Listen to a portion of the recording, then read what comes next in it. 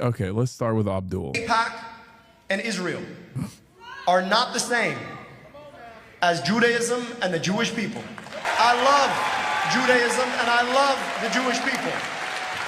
I venerate Judaism and I venerate the Jewish people. I stand with Judaism and I stand with the Jewish people.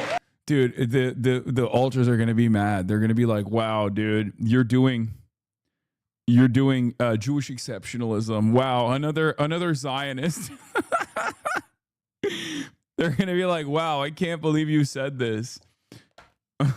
I can't believe you said this. Don't you know the only viable way for you to actually sufficiently attack the state of Israel is by saying, yes, all Jews care about is the state of Israel. You have to basically operate on the Nick Fuentes playing field, okay? Kind of cringe, but fucking we ball. I mean, first of all, he has to ham it up, okay? He's Egyptian and he's Muslim and his name is Abdurrahman, okay? And secondly, it's perfectly fine. Like, the thing that fucking annoys me in some respects is that, like, I'm a socialist, okay? It's kind of a Jewish thing in some respects. Like, the Nazis weren't wrong when they were like, yo, what's up with all these fucking Marxists? They're all Jewish. They were kind of right, okay? Jews were pretty fucking radical for the longest goddamn time. It's like annoying as fuck to just come from that perspective, to come from that background, to have like all of your, you know, formative thinkers be a big chunk of them be Jewish, okay? And then to turn around and fucking be like, have all these fucking people be like, you're anti-Semitic. What are you saying? Clipped. When they were talking about Jewish Bolshevism, it's not wrong. A lot of Jews were radical, and it's a good thing. That's not a bad thing. This is a socialist community, okay? Brother, you're going to get clipped so hard for this. Oh, shut up. Enough. It doesn't matter. Stop being so fucking ass pain. Oh my God. I know. Anyway, one of the pillars of Judaism is social justice, which is most likely one of the reasons why a lot of Jewish people are radical. Yeah. That's why it's so fucking annoying whenever people are just like, wow, you're anti-Semitic. It's like, bitch, what are you talking about?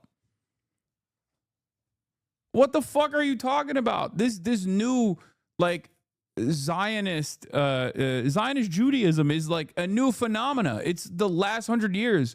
Before that, for thousands of years, you know, Jews were the guys who were like, let's fucking fix this shit. You know, what's going on here? We gotta work on advocacy. We gotta work on social justice. We gotta advance society in a meaningful way. And it was not just, obviously it wasn't just Jewish people, but like a big percentage of Jewish people, by virtue of, I guess, being on the receiving end of pogroms and hatred and enmity, were fairly radical people.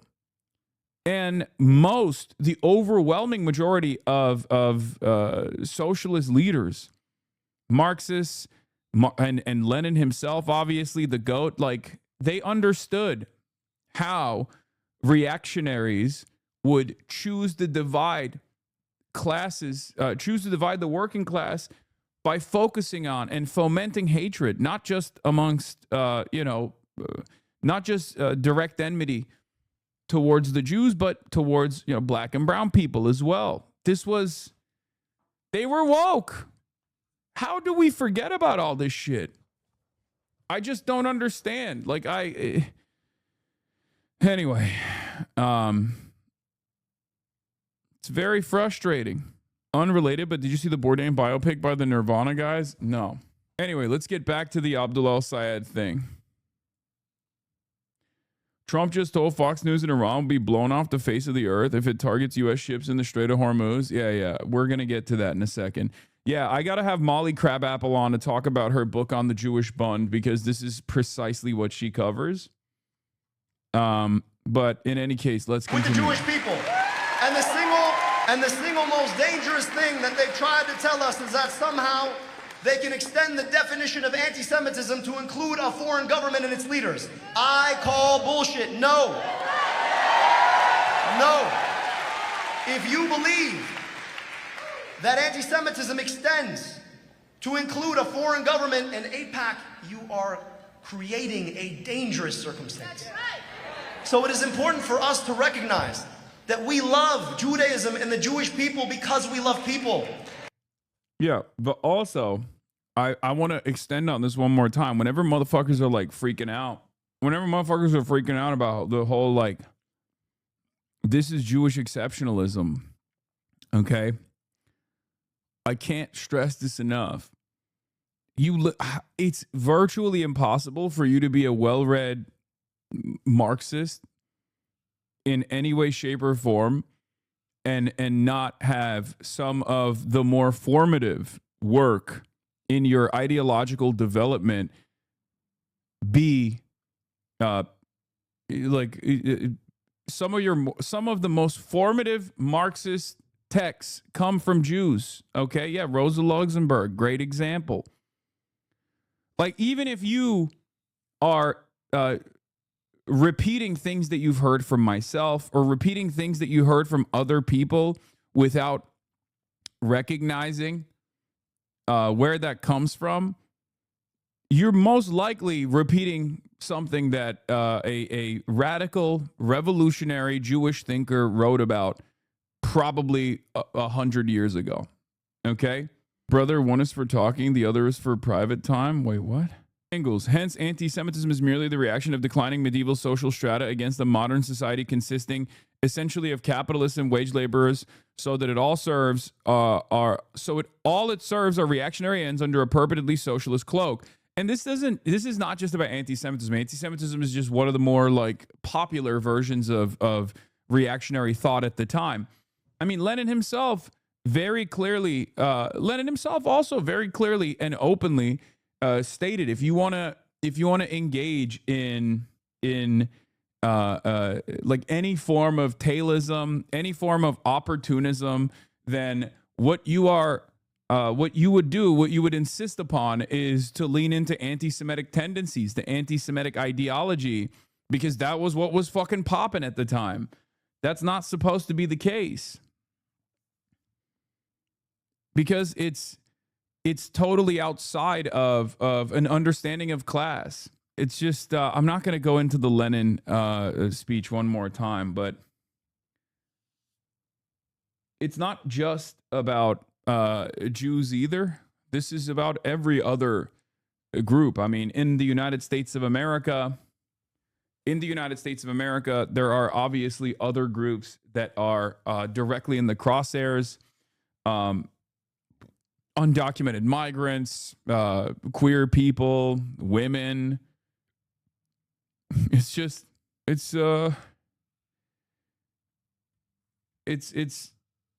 always the same. Anyway, the Jews in Germany were murdered precisely because they were wealthy. Lord, this is insane stuff. Oh my God.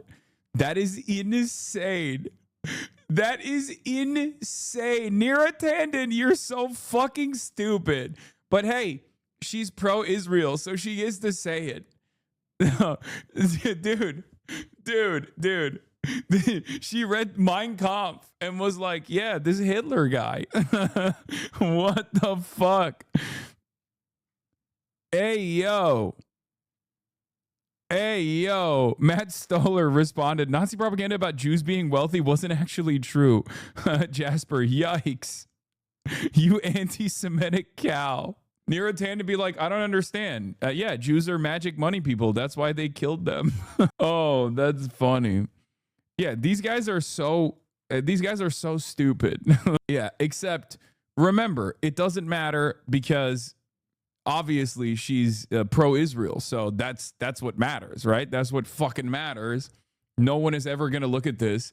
No one understands how ridiculous this is. No one understands that this is straight up verbatim rehashing Nazi propaganda, right? There's so much anti-Semitism in the U.S. Matt Stoller's response was, there's so much anti-Semitism in the U.S. that 4 of the top 10 richest people in the world are American Jewish men. These pogroms must be starting any second now. And then Niratana goes, the Jews in Germany were murdered precisely because they were wealthy. Lord, this is insane stuff.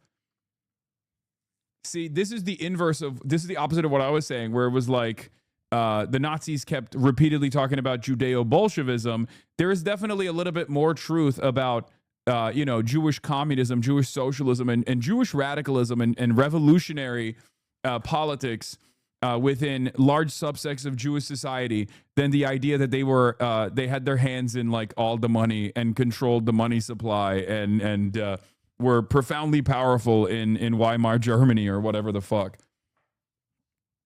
Yeah, there is at least evidence from numerous radical Jewish thinkers that were at the forefront of these movements, specifically in Germany as well. Yeah.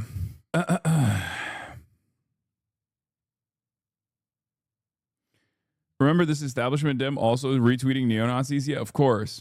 I can't believe I couldn't finish this one Abdul El-Sayed statement from start to finish. It's 1 minute and 27 seconds. I'm going to run it. AIPAC and Israel are not the same as Judaism and the Jewish people. I love Judaism and I love the Jewish people. I venerate Judaism and I venerate the Jewish people. I stand with Judaism and I stand with the Jewish people. And the single most dangerous thing that they've tried to tell us is that somehow they can extend the definition of anti-Semitism to include a foreign government and its leaders. I call bullshit. No. No. If you believe that anti-Semitism extends to include a foreign government and AIPAC, you are creating a dangerous circumstance. So it is important for us to recognize that we love Judaism and the Jewish people because we love people. And we love Palestinians and their rights because we love people. And we love that our tax dollars get spent here, on schools here, and healthcare here, because we love people. You cannot claim that human rights end at a border. You cannot claim that you want to invest in our kids when you send our money abroad to kill other people's kids. You cannot claim it. Great take. Of course, the take alone, very popular. People loved it. One person, on the other hand, did not like it. Okay? Shannon Watts, author, New York Times bestseller, Fired Up, organizer, Firestarter University, founder emerita of Moms Demand Action. Remember, Moms Demand Action is an anti-gun violence, a gun violence prevention, anti-school shooting advocacy organization, right? That's what Shannon Watts is known for, okay? So that's what she used to be known for. Now she's known for just like attacking critics of Israel, prominent critics of Israel. I don't know why. It's very fucking annoying. I mean, I do know why, okay? I don't know if there's like some big donors that donated the Moms Demand that also were just like, hey, also you have to be pro-Israel or something. I don't know what the fuck it is, okay? But it is ridiculous for this person to be this aggressive, okay? For this person to be this aggressively in defense of Israel. So she says, I love Jews as long as they reject Israel does not seem like a winning message. First of all, you'd be surprised. Secondly, I said, this person went from trying to stop school shootings in the U.S. to demanding more school shootings in Gaza, Lebanon, and Iran, and it's actually unbelievable, which seemingly frustrated her, definitely touched a nerve. So she said, anyone who knows me knows I'm against war crimes being committed by the Israeli and American governments, accusing me of wanting children killed in the Middle East because I oppose anti-Semitism as a sickness on the left. Fuck you, Hassan Piker. Okay. I want to reply and just be like, say Israel's an apartheid state committing a genocide right now and apologize for going after critics of Israel. Okay. So you condemn the United States for aligning with Israel. Actually, you know what? I'm just going to go quick. I'm going to go with, say Israel's an apartheid state that has committed a genocide right now then. Tweet it. This is so high school. What is this? What is this? Hold up. Is this the guy liberals are trying to whitewash by saying you're just as bad as him? All right. What is this? Yeah. USA Today. There was another article by a person who's like unbelievably pro-Israel, a person who's like Israel first, who wrote another USA Today article comparing me to Nicolas Fuentes. Okay, Nicolas Fuentes. And of course, we know it's bullshit, right? We obviously know it's bullshit. It's complete bullshit. And I don't even know if there's any, there's any reason to go through it one more time. But every other week, it feels like they keep writing this same exact article over and over again. I mean, AIPAC promoted the article as well. There's also an Unheard article that came out. Apparently, Shoykot was going beast mode back in the day. Wait, what? And while Chakrabarti may indeed still have a friendly relationship with AOC as he says he does, he may have pissed off too many of the wrong people in Congress during his brief stint as their chief of staff in 2019. As the Chronicle reports today, citing people who know, including House Speaker Emerita, then Chief of Staff Drew Hamill, Chakrabarti was likely fired from AOC staff for mouthing off on Twitter too much about their more moderate Democratic colleagues in the House. Thus, his tenure in that role was only about 7 months long.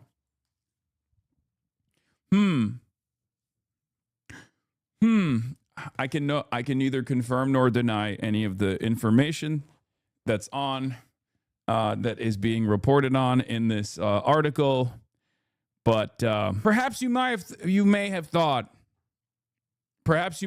it's odd that I am so in the tank for a random centimillionaire. Perhaps you may have found that to be odd. You might have thought, Hassan, aren't you a fucking socialist? Why are you so deep in the tank? Why are you promoting this random fucking Silicon Valley centimillionaire who has definitely donated to like random right-wingers too? No one cares, Hassan. No one cares, Hassan. No one cares, Hassan. Buddy, Cool Guy Streamer 2, you're in my chat. Okay, you're in my chat on a sock account. And you've subscribed in the past. You've been following for probably years. Kind of feels like you do.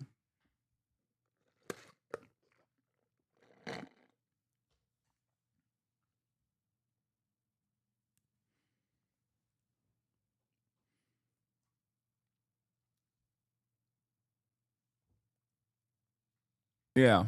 So, as I was saying, this is not surprising to me, or at least this part is not surprising to me at all. And it was, if you were paying attention back then, you would have known. What is this? You were mentioned on Geopolled and it threw me off, Lamau. Is this a 2-hour video on Epstein's empire? What the fuck? And it threw me off? What is this? Fixer rich dude who roped in influential men. Ghislaine was also extremely well versed on the internet. And talking about the brain rot online connection to Epstein, I would like to make it clear how I was not on the island, okay? I don't know how many people have seen this fucking bullshit yet, but the other day, one of the biggest political commentators on the entire internet decided to imply I'm like involved with Epstein or something. Yeah, Hassan Piker, the man himself, posted Pay close attention to who's silent about the new Epstein drops. And I took that personally. He said, I took that personally. Bro, see? His ass felt called out. His ass felt so called out. He had to do a fucking 2-hour documentary on the Epstein leaks. Okay? That's all I'm saying. If the shoe fits. This on X. My friend who owes me loads of money replied, Geopolled ... as a joke. It was a joke. It was totally a joke. Then Hassan Piker replied to him saying, that's what I'm saying! ! Bro, Yo, the fuck I do, bruh? What? Dude. What did I do? Let's not go there, man. Look, I was there for the free booze, okay? Nothing else. But if you see something like this, it's fake. It's AI, okay? I would never hang out with Keir Starmer, man, okay? I would never hang out with him. This photo cannot be real. I wouldn't be caught dead. Bro felt so disturbed by the correct allegations. He had to do a 2-hour documentary on it. You see this? Do you see this? Do you see the impact? Look at that, man. Head flicked up with Starmer, okay? Sorry, just needed to clear that one out. But look, back to the new files drop. Even if all the files were released in this manner, there is still shit we will simply never ever know. America's okay. He was there for the water slides. Yeah, I mean he's victim aged, so Kier's not in those rooms. Kier and Elon Musk, the only two men that were so unbearable that even the international consortium of pedophiles were like, bro, you shouldn't show up. And this clown's only comeback. Anytime you disagree with him on anything, he insists you say the words anti-Zionist genocide or AIPAC is the leftist version of Beetlejuice. It just kind of feels like she can't say it. She can't say it. This clown's only comeback. Anytime you disagree with him on anything, he insists you say the words anti-Zionist genocide or AIPAC is the leftist version of Beetlejuice. Kind of odd. Kind of odd that you can't say. By the way, I like that this is a leftist thing. Yeah, the classic leftist international criminal justice, international court of justice, the classic international criminal court. Okay, you know, these are the leftist institutions. You know, the fucking leftist institutions like Amnesty International, Human Rights Watch, B'Tselem. It's like it's so ridiculous. Like, you sound like a right winger when you say that. Okay, you sound like an unbelievably reactionary person when you go, bunch of pussies that are saying Israel's committing a genocide. Debate Lord reply, sometimes you gotta entertain it. If someone is behaving that bad faith, you have to also entertain it, you know?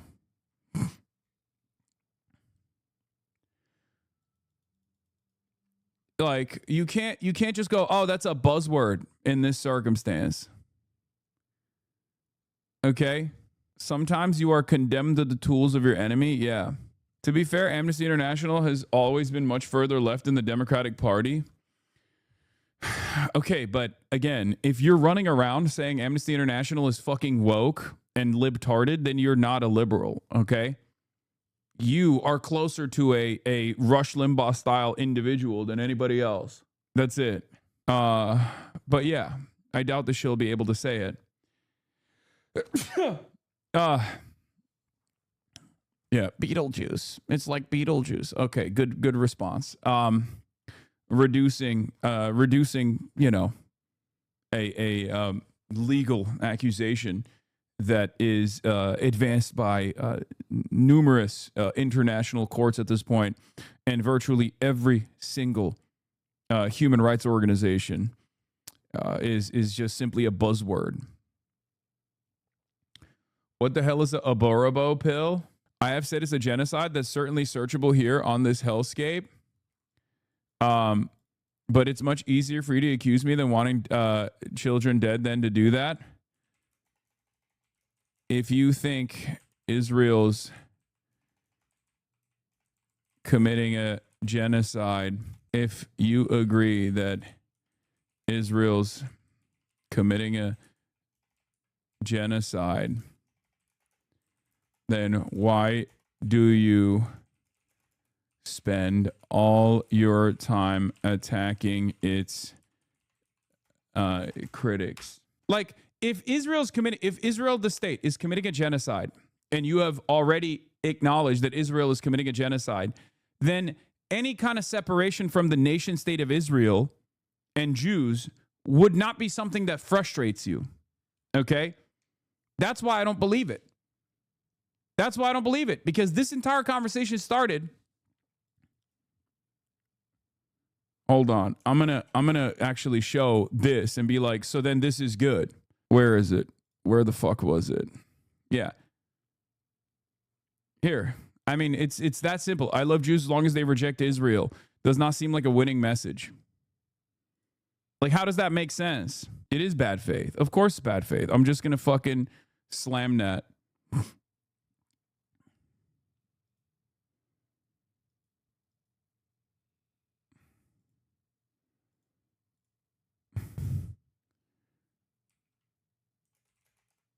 If you think Israel's is committing a genocide and is an apartheid state, then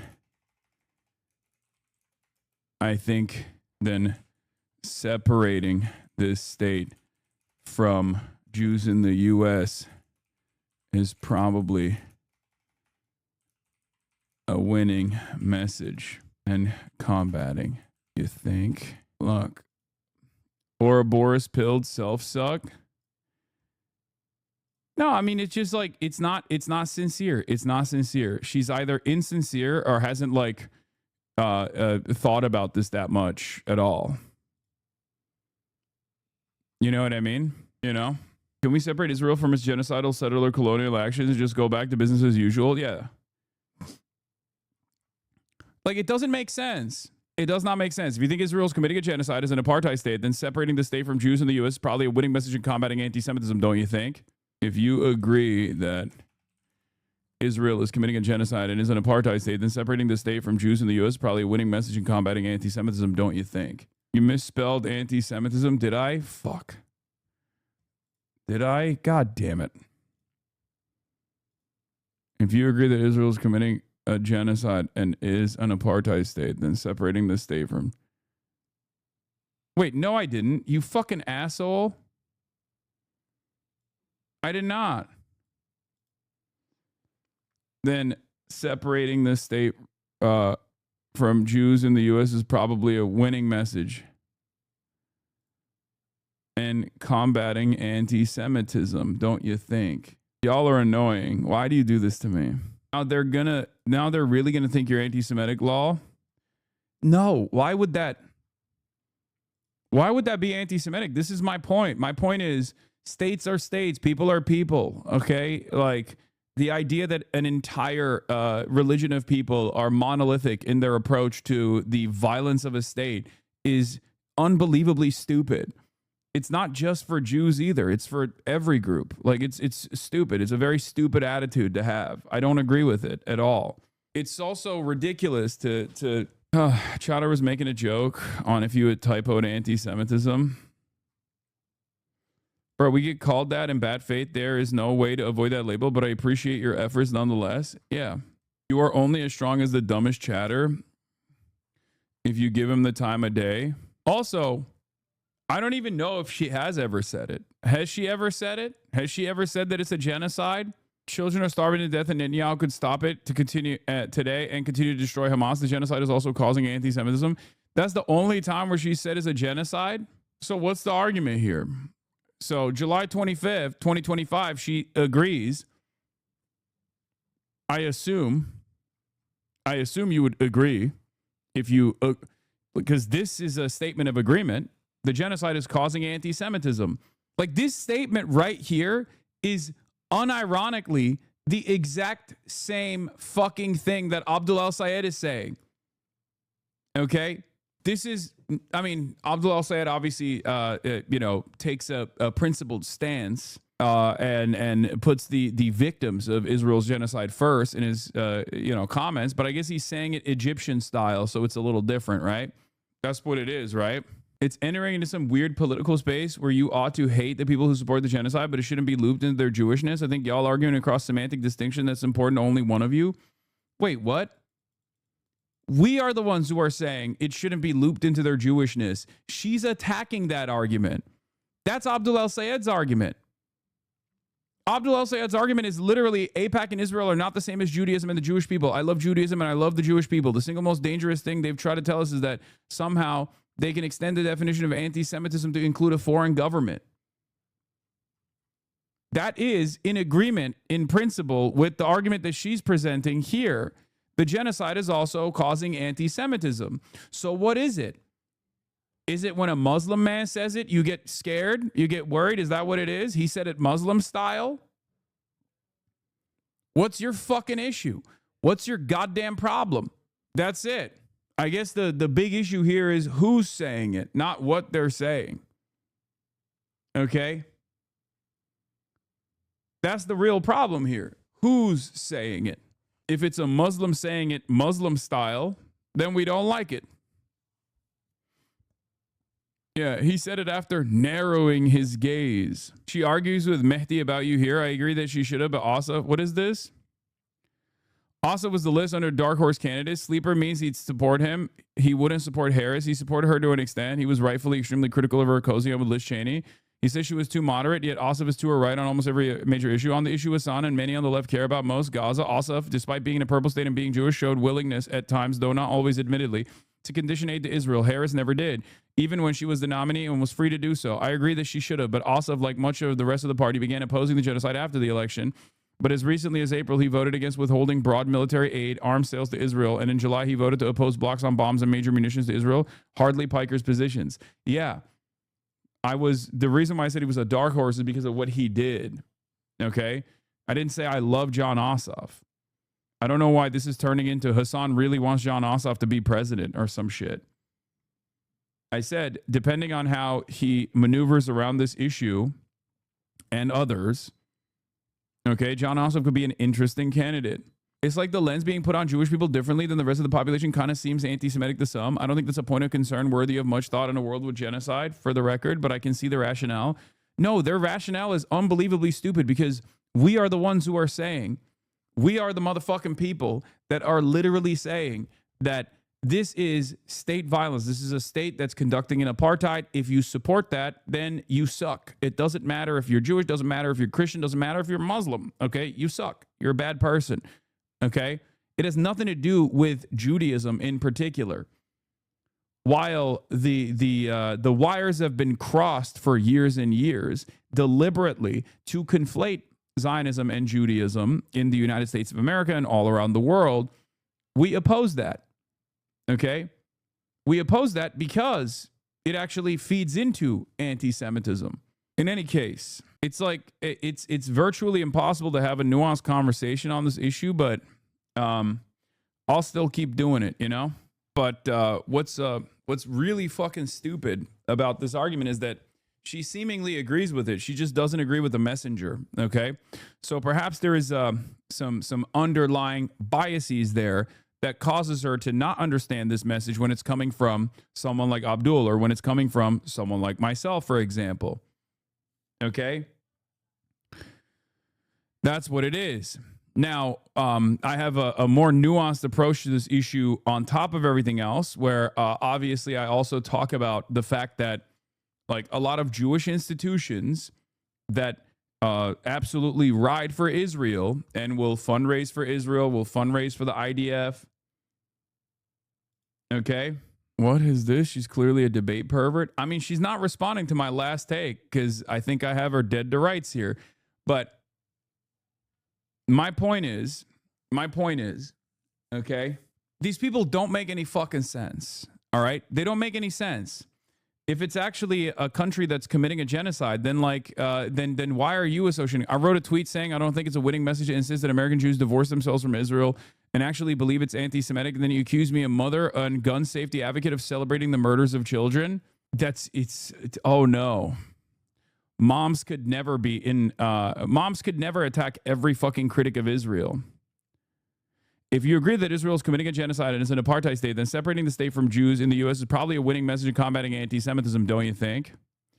Again, answer my question. You're not answering my question. She ulted on you? No, it doesn't matter at all. You are celebrating the murders of children. I wrote a tweet saying I don't think it's a winning message to insist that American Jews divorce themselves from Israel. As a mother, wow, imagine having no empathy for hundreds of parents of dead children for no reason. Yeah, just answer my question, please. She's calling it anti-Semitic. Why is it anti-Semitic? If Israel is committing a genocide and is an apartheid state, why is it anti-Semitic to at least in this moment, or just in general, to say this has nothing to do with American Jews? How is that anti-Semitic? It's anti-Semitic to consistently say, no, this apartheid state committing a genocide is actually doing it for Jews. Read my message. Wait. She's separating literally. She's saying, you're saying American Jews should divorce from Israel and not non-Jews must think of them separately. What are we talking about? There is no literal interpretation. It's just, it doesn't matter. This interpretation is exactly what I'm saying. I'm saying that American Jews have nothing to do, with the exception of those who support Israel personally. American Jews as an entire community are not broadly defined by support for Israel, okay? No group is a monolith. Yeah, American Druze. Yes, I said it. I put an R in there on accident. You got me. Oh my God, I can't even fucking talk. I just did? No, you didn't. What the fuck is going on? Do you think that...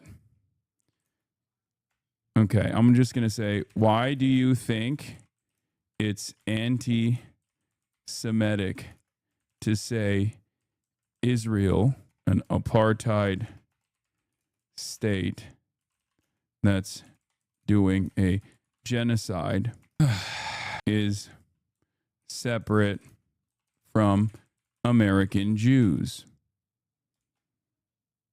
Motherfucker, you stole my tweet. If you're saying that Israel's committing a genocide as an apartheid, why is it anti-Semitic to say that this has nothing to do with American Jews? Is separate from American Jews. I know she knows what I'm saying, and she's just fucking playing dumb. I know she knows what I'm saying. She's just playing dumb. Chatter's right. If you can criticize, I think you can criticize Israel's government without being anti-Semitic. Claiming that Israel is and should be separate from Judaism implies there are two kinds of Jews, one good, one bad. What are you talking about? Why do you think it's anti-Semitic to say Israel, an apartheid state, is doing a genocide, is separate from American Jews? Maybe she'll answer. She's a mom against babies. Everyone be quiet. The person who doesn't know what the Western Wall is deciding on which Jews are good and which Jews are bad. Oh my God, I love when people talk about the fucking Western Wall's significance. Like, they're like, we got him. He doesn't understand the Western Wall's like significance in Judaism. I know where it is. I just don't fucking know what the significance, or didn't know what the significance was. And it has nothing to do with the fucking calculation. I feel like reading comprehension is playing a big role. No, it's not. It's not reading comprehension. This is her being deliberately obtuse. Okay. This is her being deliberately obtuse because she doesn't want to fucking... It's not a real misunderstanding, okay? I'm sorry. This is not a misunderstanding. I'm not misunderstanding her. I'm judging her off of what she chooses to spend her time on. If someone truly thought Israel was committing a genocide, they would not be spending every fucking waking moment going after its prominent critics, okay? This is her being intentionally obtuse, trying to play a fucking semantics game. Yeah, new meta is that people admit it's a genocide but act like it isn't actually a big deal. Yeah, that's ridiculous. Why are you trying to get this concession from this dumbass? I'm not. I'm trying to show that she is inconsistent. I'm trying to show to those who are paying close attention that not only is she inconsistent, but it doesn't make any sense. It's kind of like we have to send Israel defensive weapons argument. No, we have to punish Israel, okay? If we agree that Israel is committing a genocide, which many people know that if that agreement is something that like government officials will openly say, right? All of a sudden, there are going to be demands for punishment, demands for accountability. That's the reason why many people refuse to say Israel is committing a genocide. This person has said Israel is committing a genocide. At least, you know, she claims she has said it over and over again, which means that there has to be punishments. You can't let a genocide go unpunished. That's fucking ridiculous, right? That's totally ridiculous. You can't have it both ways. So if she were to turn around and say, yes, Israel's committed a genocide, but you guys are being anti-Semitic, if we went that back and forth, if she conceded on these positions, then the question is, why are you spending all of your time attacking prominent critics of Israel who are calling out Israel for doing a genocide? Do you think genocide is some inconsequential statement? I do not. I'm anti-genocide. It seems you're not, right? The goal here for people who are actually anti-Zionist or actually anti-genocide, even anti-fascist, is to at first stop Israel, okay, and then punish Israel. It's that simple. Brother, 30,000 people are watching you argue on Twitter. Oh my God. Oh my God. I know, dude. That's kind of what I do, okay? Did you see the pastor of the biggest United Methodist church in the U.S. is running for Senate as a Democrat? I'm intrigued about him and how he will handle Israel-Palestine, because the UMC largely supports Palestine in the conflict. Are you talking about the person who is actually going to be taking over Jasmine Crockett's seat? I forget his name right now, but I don't know who. No, this is probably a different pastor, right? No, that's not a Senate seat. That's a Adam Hamilton in Kansas. Oh, okay. Not Tallarico. No. There's a person in Texas that will be taking over Freddie Haynes. Yes, Frederick Haynes. He's goated. He's awesome. Frederick Haynes is beast mode. And I'm very excited about that. Anyway, I'm very excited about his candidacy. All right, whatever. She's not going to fucking respond. Yeah, so there is also the AIPAC. What is this? There's also here. There's one more Abdul El Sayed moment, and then there's also another AIPAC tweet as well. AIPAC is actively trying to minimize the threat of Nick Fuentes, a literal neo-Nazi. The idea that these fascists give literally a single fuck about the safety of American Jews is beyond laughable. AIPAC, for all the legacy media's obsessive warnings about far-right extremist Nick Fuentes, it has shown far less interest in confronting a dangerous left-wing counterpart, Hassan Piker. Okay? And it's a totally ridiculous thing to say. Hassan Piker is left's Nick Fuentes. Why do they embrace him? Opinion from USA Today, written by a person, Ingrid Jacques, who you might be shocked to find out has tweeted extensively in support of Israel. Oh, how shocking, right? Hassan Piker's left's Nick Fuentes. Why do they embrace him? While right-wing radicals draw intense scrutiny, influential left-wing figures with extremist rhetoric are often normalized by Democrats and major media outlets. For all the legacy media's obsessive warnings about far-right extremist Nick Fuentes has shown far less interest. The New York Times columnist Michelle Goldberg has called Fuentes, a 27-year-old online influencer, a Hitler-loving white nationalist. The Times has run ominous headlines like Nick Fuentes' rise puts MAGA movement in a time of choosing. Nick Fuentes, a white nationalist problem for the right. The New Yorker's Jay Caspian warns that Fuentes is not just another alt-right boogeyman, and that the rise of white nationalist streamers should worry us even more than it already does.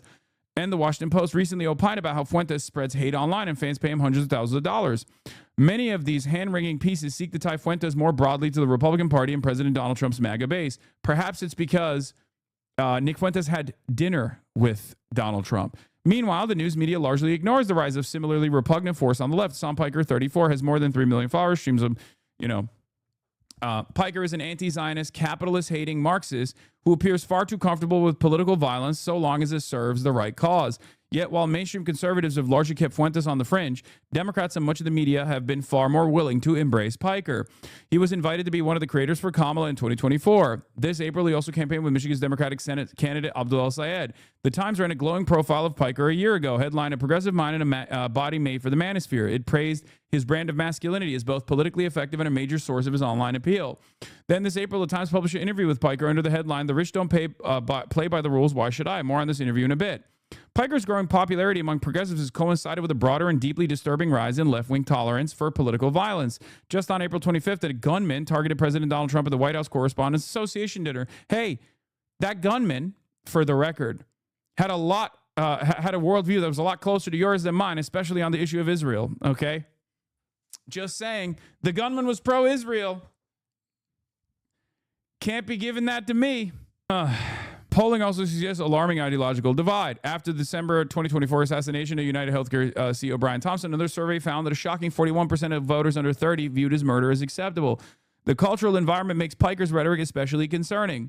On a show, he said, yeah, killed him, killed his motherfuckers, murdered his motherfuckers in the streets, blah, blah, blah. The New York Times platforms Piker's extremism. Despite Piker's long record of violent and revolutionary rhetoric, the Times has shown little hesitation in legitimizing him. In an April video conversation with the Times opinion culture editor Nadia Spiegelman and New Yorker Gia Tolentino, Piker casually joked alongside plenty of laughter about shoplifting or microlooting as a form of political protest. The premise was absurd but revealing. Yeah, perhaps that's the reason why I was joking around, because I also consider the premise to be absurd, because I don't think it's like a serious or sincere. Dog, is shocking and electrifying how many bad articles coming out about you. Big dog, what's going on? I love this kind of thing because these guys sincerely think that, like, I'm terrified of you saying that accusing me of shocking my dog. You know? Oh man, you are so clever. Hey, Boomer. You are so clever and so smart. You really got me. Well done, chatter. We all think you're brilliant. You know? Yeah, I shocked Kaya to death, as you can probably see right here.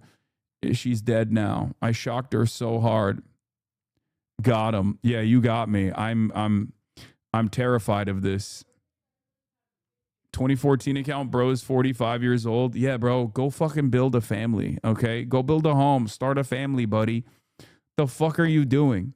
Married, how about you? Sure. Okay. Well, married, how about you, Keck? Brother, your wife is getting dug out every time every time she says she's going out for groceries, she is getting dug the fuck out. I hate to report this to you, okay? But she is getting the most leg cramping orgasms she has ever fucking received. You understand? Every time she says she's going out for groceries,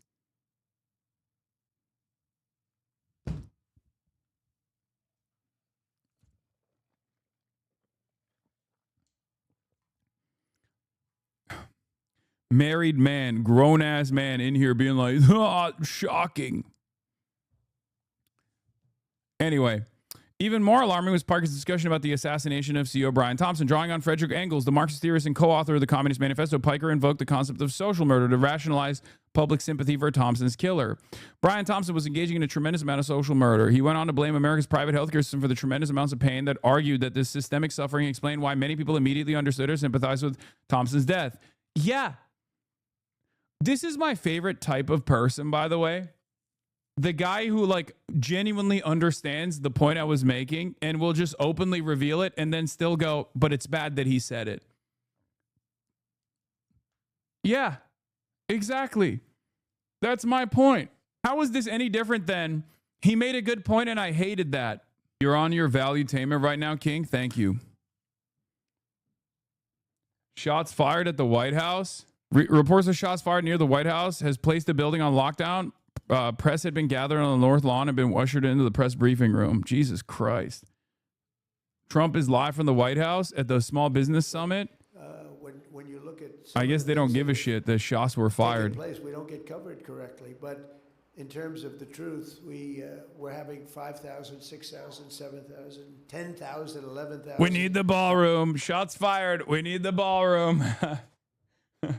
Look at that, folks. You hear that? Shots fired outside. You know what time it is. It's ballroom time. Okay? You know what time it is. It's ballroom time. Obviously. Obviously, it's ballroom time. It's happening again and again.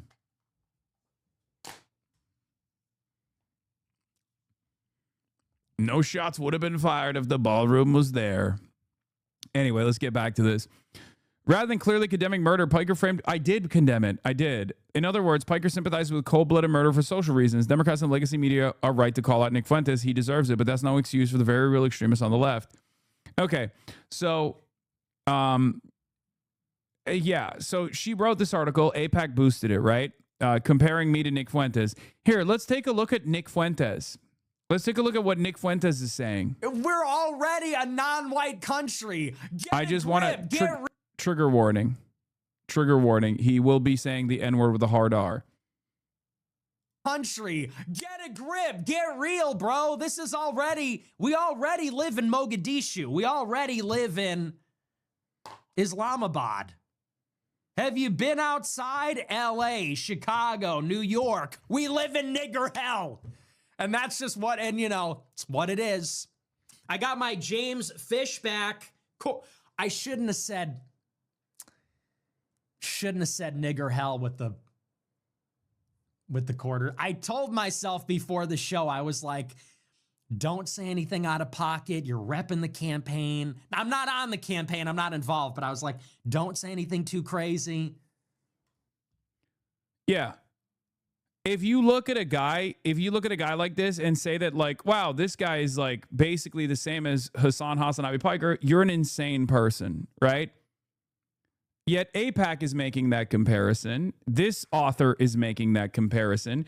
Perhaps there's a reason why a lot of adults in mainstream newsrooms don't make that comparison, because that's an insane comparison to make. And it's not one that actually ends up hurting me. It's one that ends up normalizing Nick Fuentes. Okay? Said these groups openly erode our democracy for unlimited support to kill Palestinian children, and we have to act like they're paid stooges in the media class have anything worthwhile to say. Which most people don't. Most people don't actually see that. Most people don't actually consider that to be worthwhile anyway, but they're still chirping regardless. And the reason why they're doing it is because there's a lot of very powerful big donors that obviously care about this, and they just want to continue this media cycle over and over again with the hopes that it just it disciplines the rest of the media, or at the very least gums up the works, right? Make sure that every time I fucking have any conversations with anyone outside of my immediate circle, I have to address the same fucking 5 quotes over and over again. They also have to address it. It's a way to try and punish people. We're now on month 3 of the media cycle, right? The combo of Israel's committing a genocide and they criticize Israel and criticize Jewish people broadly because that many Jewish people support Israel is actually Nick Fuentes' view, widely and correctly regarded as rooted in anti-Semitism. Exactly. We don't play by these rules. We don't assume that like an entire population is in support of a country. It's just not how that goes. And you're never going to get me to agree with that statement. Okay. Anyway, here was Abdullah Syed too, but the other thing that I was going to present, of course, with the Nick Fuentes comparison, is obviously the idea, the classic. This is what it is, right? Every fucking month, every goddamn day of the week, they write this exact same shit. Israel defenders keep writing this exact same article every other week. Okay. And it goes nowhere, but someone is still invested in churning these out. We want to kill black people. We want civil rights. You're exactly the same. And then Nick Fuentes, of course, on the neo-Nazi platform goes, you abuse animals and support terrorism. There's no moral equivalency. Dude, you are a Nazi. What the fuck are you saying? Yeah, of course there's no moral equivalency between you and I. Yes, you are the bad guy. That's my point. He said you support terrorism. By the way, guy who's anti-Israel, by the way, just think about that. Just think about that. Okay? Guy who seemingly is anti-Israel turning around and being like, you support terrorism. Is this y'all's favorite fucking anti-Zionist? Is his like ratio compared to yours? I mean, it also shows that it's botted into oblivion, the platform is. Not only is it a fucking neo-Nazi shithole, but it also shows that it's very clearly botted too. By the way, you did do your very best not even to mention Nick by name for years in here. You called him Booger Eater for like 4 years in an attempt to stop giving him any attention. Yes, but that was a very different media environment. Okay, that was an unbelievably different media environment because back then Nick Fuentes was devoid of a platform. That is, of course, until Destiny openly offered him a platform, elevated his platform, and self-admitted, by the way, Destiny used to talk openly about how he gave a lifeline to Nick Fuentes. introduced him to all these different podcasters, reignited his career. He did that. And he has openly admitted that. So just remember that shit.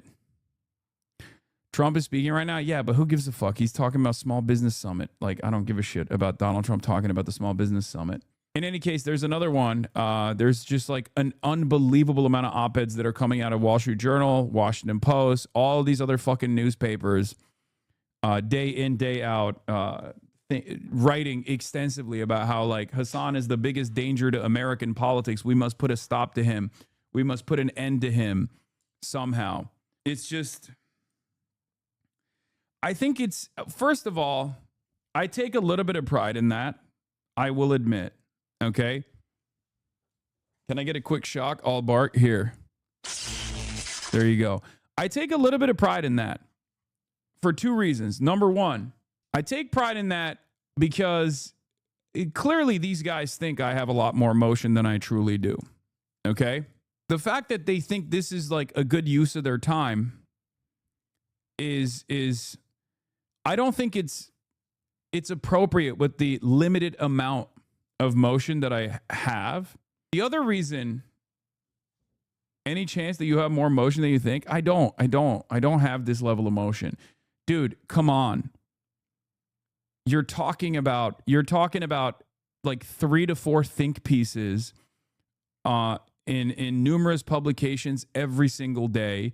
You're talking about like at minimum 4 different news hits on Fox News every single day for the past 2 months.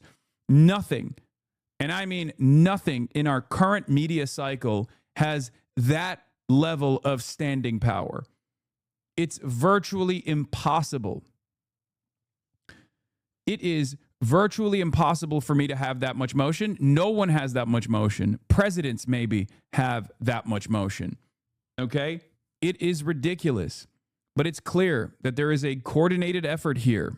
Yeah, Hassan Piker is far less covered than he should be. This website tallies all dedicated mentions of Hassan in the media since my last visit 8 days ago. He's been mentioned 8 times a day. Yeah, it's crazy. But the other thing that I appreciate about all this is that this is a clear-cut indication that we're winning. What do I mean by this?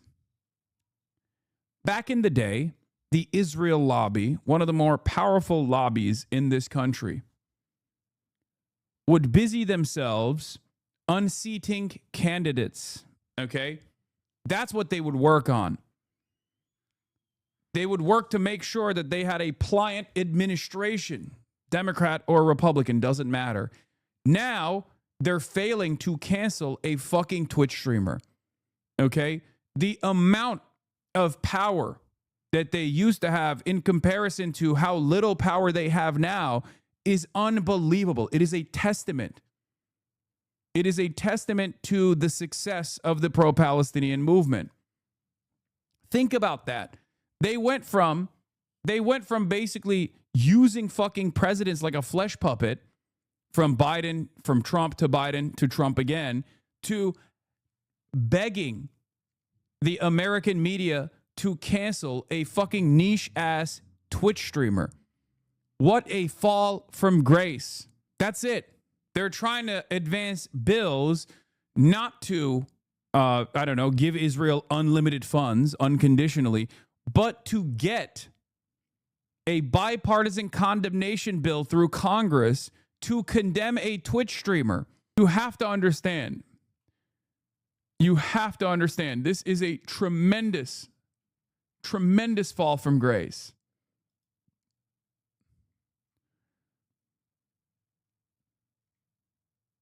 The fact that they haven't been able to get you deplatformed is kind of shocking, to be honest. I mean, it's just the point is, even if they were to get me deplatformed, right? Even if they were to get me deplatformed, what does that solve? Nothing. That's the point I'm making. The point I'm making is, let's say that condemnation bill passes and then they start pressuring Amazon. They start pressuring YouTube to demonetize me, to like deplatform me, right? They try to turn me into fucking Nick Fuentes or whatever. Okay. There are others who will take my place, right?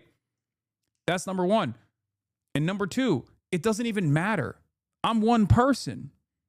This is large majorities of the public, especially under the age of 55, that already have decided it's over for Israel. It's done. They will never look at Israel the same ever again. Okay? So even if they were to successfully ensure that I can't have a platform, the damage is already done.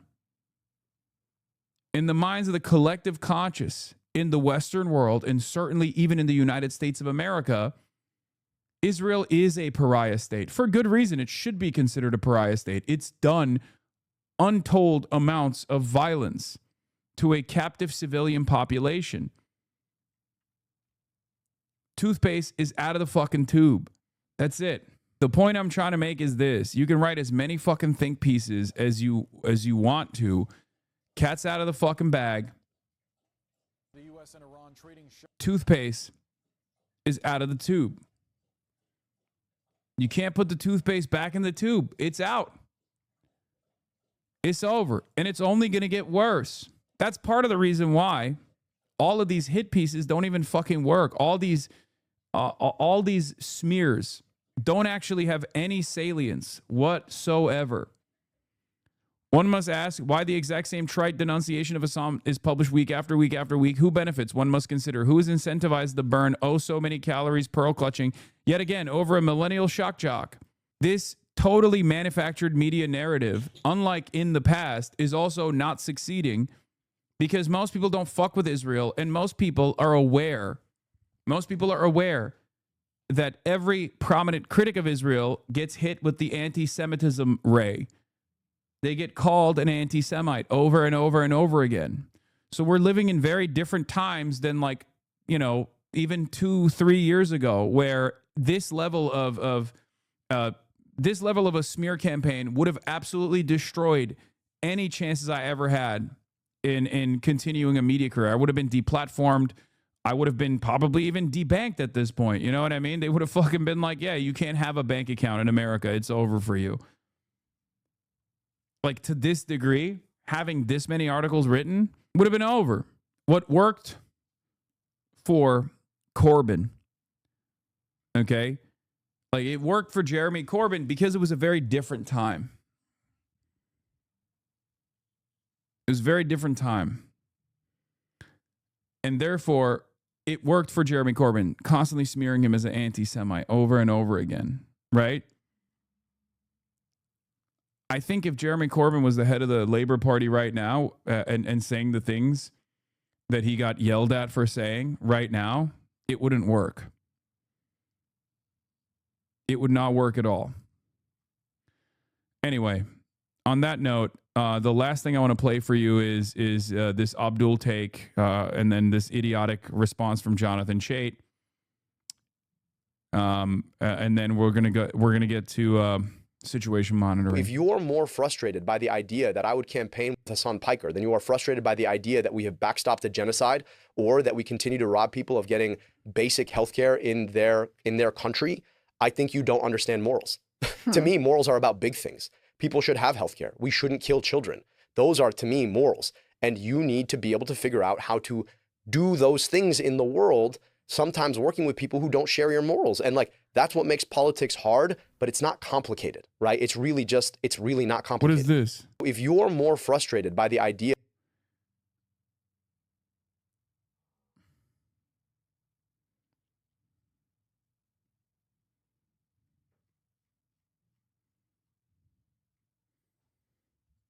I don't know why you sent me the fucking ass man tweet. But yeah, me and my wife, you're more frustrated by shacking up with a stripper than millions of people lacking healthcare. You don't understand morals, says Jonathan Chait.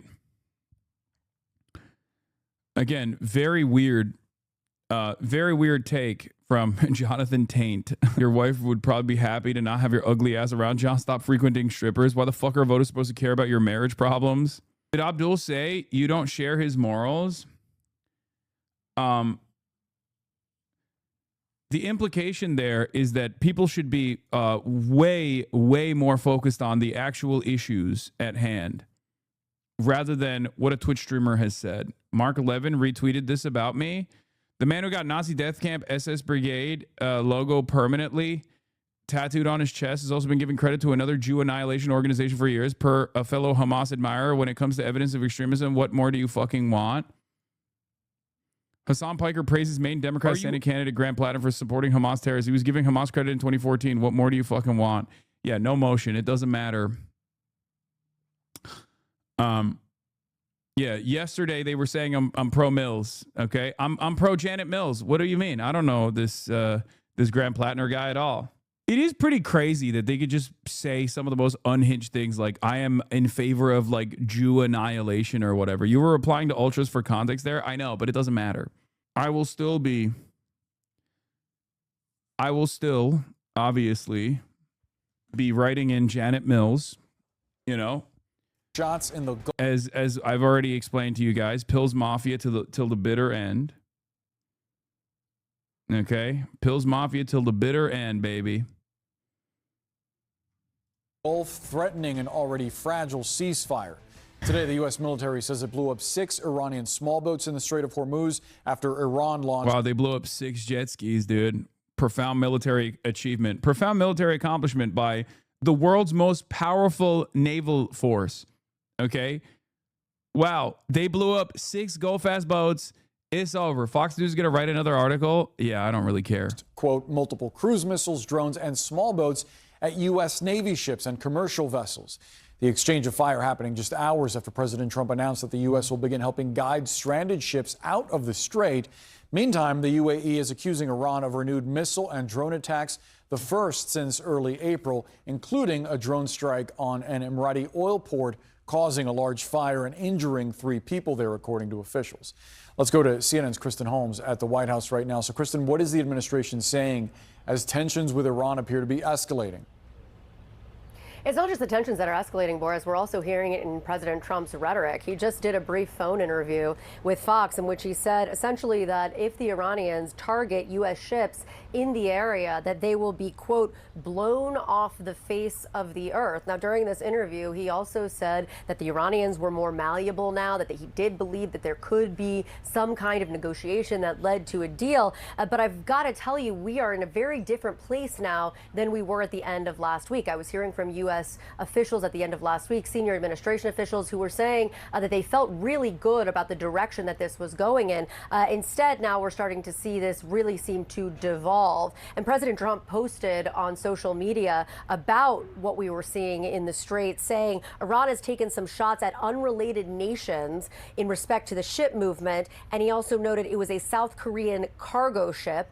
Then he essentially says that maybe South Korea should join them on this mission, talking about the war in Iran. And then he goes on to talk about the fast boats, which we've heard about, and then that tomorrow there's going to be another one of these press briefings by the Secretary of Defense, Pete Hegseth, and the Chairman of Joint Chiefs of Staff, Dan Kane.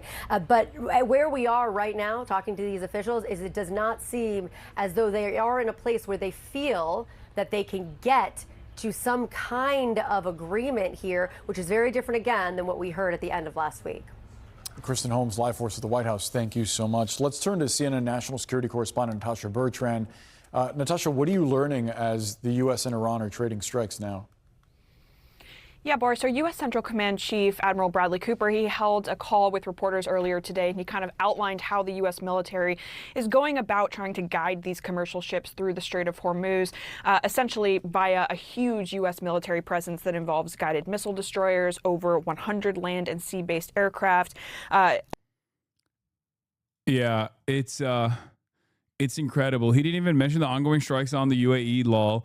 Iran has taken some shots at unrelated nations with respect to the ship movement, Project Freedom, including a South Korean cargo ship. Perhaps it's time for South Korea to come and join the mission. We've shot down 7 small boats, or as they like to call them, fast boats. It's all they have left. Other than the South Korean ship, there has been, at this moment, no damage going through the strait. Secretary of War Pete Hegseth and Chairman of the Joint Chiefs of Staff, Dan Kane, will have a news conference tomorrow morning. Thank you for your attention to this matter, President Donald J. Trump. CENTCOM's commander wants to keep it a secret whether he knows if Iran has hit his own ships. Yeah, Commander Admiral Bradley Cooper says more commercial ships are en route to travel across the strait after 2 U.S. flags successfully traveled out of the strait. When I asked how many ships had been hit by Iran, he declined to give a number. Don't tell the enemy you know what they've been able to achieve. Seems great. Seems like a very seems like a resounding success, chat. Seems like a lot of victories are taking place. Sources tell me the idea of Dubai is stable. Please, God. CENTCOM Chief Admiral Brad Cooper says UAE has exceptional capabilities and is well positioned to defend itself. UAE has been a great teammate to the U.S. Iran's military capabilities dramatically degraded, but that doesn't mean it's all gone. We need air support. You can do it. Oh my God. Trump is Putler. Trump literally is Putler. So this image, for those of you who don't know, if you're not like super autistic and tapped into, the situation monitoring for many years now, this image is from Syria specifically. Okay. It's and not just Ukraine, but also from the Syrian conflict as well. It's a Putin monkey meme. Okay. It's whenever Vladimir Putin does something unbelievably stupid, where he just like, writes off his allies or something of that sort, or just does something inexplicable. Okay, they'll put this meme up of Vladimir Putin as playing chess as a monkey. Okay, now they're using it for Donald Trump, because this is something not dissimilar to what Vladimir Putin would have done in Syria, right? Like the Bashar al-Assad government being like, hey, we need help right now, and then Putler says, you can do it. Here's some emotional support for you. He need banana. Yeah, that kind of thing. And now, given the Russification that has taken place in the American Central Command, they're now saying, Trump is also behaving in a way not dissimilar to Adolf Putler. Yeah, this is the initial meme. Yeah. Playing Russia and having lots of units and aircraft ready near Georgia for the 2008 war. I actually forgot about them after beating Chechnya. Yeah, Monkey Putin is like a classic meme. It's even funnier because Putin is allies with the new Syrian government. That is the most expected outcome of all time. It harkens back to that joke. Okay, that the whole joke is that, yes, Putler has no friends whatsoever, only immediate goals. He doesn't give a shit. That's why I always laugh whenever people are like, Vladimir Putin is engaging in an anti-imperialist war against the Western forces. It's like, that's not true. That's never been, never really been true. Lindsey Graham says Trump needs to help champion ally UAE. Anyway, okay. Borzo Daragahi says the UAE, the fact that, or Sultan Al Ali, the fact that the Arab League is silent while the IRGC targets the UAE and threatens shipping is unacceptable. Why haven't we heard clear condemnations on these attacks? The pattern is obvious, and the ambition to expand influence across the Gulf is no secret. Silence at this point isn't neutrality, it's complicity. I wonder why the GCC is not saying a goddamn thing about the UAE being pummeled again. Perhaps it has something to do with the fact that the United Arab Emirates has literally decided to become, Muslim Israel. They left the GCC, and on top of that, they said, yeah, we're backing America and Israel all the way. The UAE allowed itself to be turned into an Israeli base at a time when not just the Arab world, but much of the entire planet has turned against Israel as a genocidal rogue state. Now, the UAE advocates are frustrated that no one is coming to its defense. Of course, no one's coming to his defense. It's really funny that America is not even coming to the UAE's defense, by the way. What's happened since Trump announced his plan to move ships out of the Hormuz, says Sina Tusi, senior fellow at CI Policy. UAE appears central to it, and indeed to contingency plans to restart the war. Iran has responded with reported attacks on UAE and expanded its control zone over all UAE ports. Tehran isn't letting up. Or not, sorry, the UAE didn't leave the GCC. The UAE left OPEC. I apologize. Which, is the center of power for the GCC. The cartel that is OPEC Plus, is the only reason why the GCC has fucking power. True Parsi analysis on drop site. All right, we'll look at friend of the show True Parsi's take on this. But just in, President Trump said Washington will launch a maritime effort. Oh, this was last night. President Trump said Washington will launch a maritime effort starting Monday morning, which has already started. Okay. To escort foreign vessels out of the Strait of Hormuz, citing requests from countries with ships stranded amid regional tensions. Trump described the plan, Project Freedom, as a humanitarian mission and said any interference from Iran will be met forcefully. He also said, I'm fully aware that my representatives are having very positive discussions with the country of Iran and that these discussions could lead somewhere very positive for all. Iran had also released some demands that are basically the same as the previous demands, but parsing it up in a short-term and long-term negotiations process. They did that yesterday. But what's funny about all of this is that all the oil futures pumping from Operation Freedom has already been wiped out by the missile and drone attacks on the UAE law. Yeah. The interesting predicament here is that it seems as though the Trump administration is going to continue conducting military operations rather than engaging Iran diplomatically. So, money molestation is still taking place. And of course, this kind of, according to Tritta's analysis at the very least, this kind of actually leans into Iran's goals, right? If Iran's goals were to restart the war, if Iran believes that it can hold out and continue punishing the global energy markets, continue punishing America this way militarily, then, as I said, it was either going to be Israel or America that restarts the military campaign. And here we are.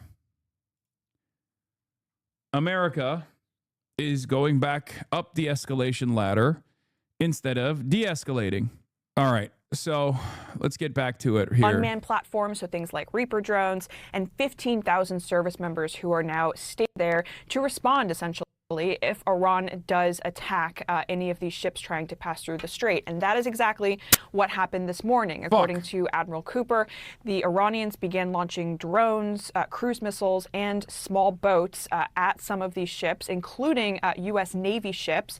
And the U.S. military then responded by blowing up about 6 of these small Iranian boats using Apache and Seahawk helicopters. Now, it's important to note here that Admiral Cooper did not say whether or not this means that the ceasefire is over, given that the Iranians and the Americans are now trading shots, essentially, in that strait. He would only say that the U.S. is going to continue to act defensively to try to protect these ships, as well as, of course, its own assets. And one other thing is that he really emphasized that there are no escorts going on right now of these commercial vessels in this area by the U.S. military. Instead, they say that this kind of overarching defensive package that they have built up in that area is creating deterrence. Now, the Iranians, they might have a different perception of that because, of course, they continue to try to take shots at these ships in the waterway. But the U.S. military is saying, look, it's better for us to have this big overall Your audio has issues. It keeps barking. No, it's CNN VODs. CNN VODs have notoriously had that one weird crunch that happens all the time. We don't know why. But presence here rather than escort each ship one by one through the strait, which could actually leave them more vulnerable in the end, Boris. The conflict overspilling from the tensions in the Strait of Hormuz back onto land, back to where it was before the ceasefire went into place almost a month ago, as well as those missiles from Iran hitting the UAE, well, 3 intercepted, as you say, 1 hitting that port of Fujairah. Also in Oman, a tiny seaside hamlet in the peninsula that sticks pass up into the Strait of Hormuz. That was hit. 2 people injured in a civilian residence there as well. So not just limited to the UAE, but Oman as well getting dragged back into this. As CENTCOM has been saying, they've been able to support what President Trump is calling Project Freedom, and that is an effort for humanitarian reasons to guide commercial vessels that have been stuck now for 2 months inside the Gulf, out through the Strait of Hormuz, out to deliver their goods to the rest of the world. That has involved at least one guided missile destroyer, according to CENTCOM, passing through the Strait of Hormuz today and getting into the Gulf. 2 U.S.-flagged commercial vessels making it out, but then a confrontation, according to the Iranian media, IRGC, saying that they confronted with rapid and quick actions preventing a U.S. naval vessel getting into the Strait of Hormuz. At least one Iranian media saying that there were shots fired at the U.S. vessels. Now, CENTCOM has denied that. Now, what does that very complicated and rapidly developing picture look like? It looks like what was conversations about a talks process has turned into significant kinetic activity. The Iranians, though, the ball is in their court to respond to the proposal put to them by the White House over the weekend. Niga, is it fair to say that this is still technically a ceasefire if you're seeing that kind of attack against Gulf allies and the U.S. response? What's his name? What did he say? That was weird. That was a moment. That was a weird moment. Okay, let's just keep going. Let's just keep going. He didn't mean it. I wasn't alone, it seems, in hearing the words that came out of his mouth, but let's just keep going. Against these boats in the strait? I think it's really in question. I spoke with Iranian officials on Friday here, and they said they were very concerned that any sort of easing of blockades around the Strait of Hormuz, they were very concerned that the United States would move in with the Navy to try to take control there. So what appears to be happening by projecting the effort to guide these commercial vessels out of the Strait of Hormuz, it has sort of upped, if you will, that tension, that suspicion on Iran's part that plays into their lack of trust about what the United States' real intentions here are. I have to say, despite that, we've seen these spikes in tensions before, and after a few days, things can potentially calm down. But Iran, again, has escalated beyond the tensions with the U.S. Is there a world where we actually look at this stuff sincerely? Iran has escalated tensions. Buddy, there is currently a tolling process on the Strait of Hormuz and a negotiations process. None of this would have happened if America didn't decide to bomb Iran alongside Israel in an act of perfidy during a previous negotiations process. This is ridiculous. Iran has escalated? What do you mean? They brought Iran to the negotiations table and then said, fuck off. What is supposed to happen here? What are they supposed to do? Just not maintain their leverage? Of course they're going to maintain their leverage. This doesn't make any sense. But he's talking about today's escalation. No. Am I missing something? Yes. The reason why Iran is doing that when it wasn't doing it yesterday is because America has decided to force their assets through the Strait of Hormuz. That's the reason. Instead of negotiating with Iran, America has chosen military escalation once again. So obviously, Iran is going to retaliate. I don't know why we behave as though our enemies, like our foreign adversaries, are incapable of making rational decisions or incapable of advancing their own interests.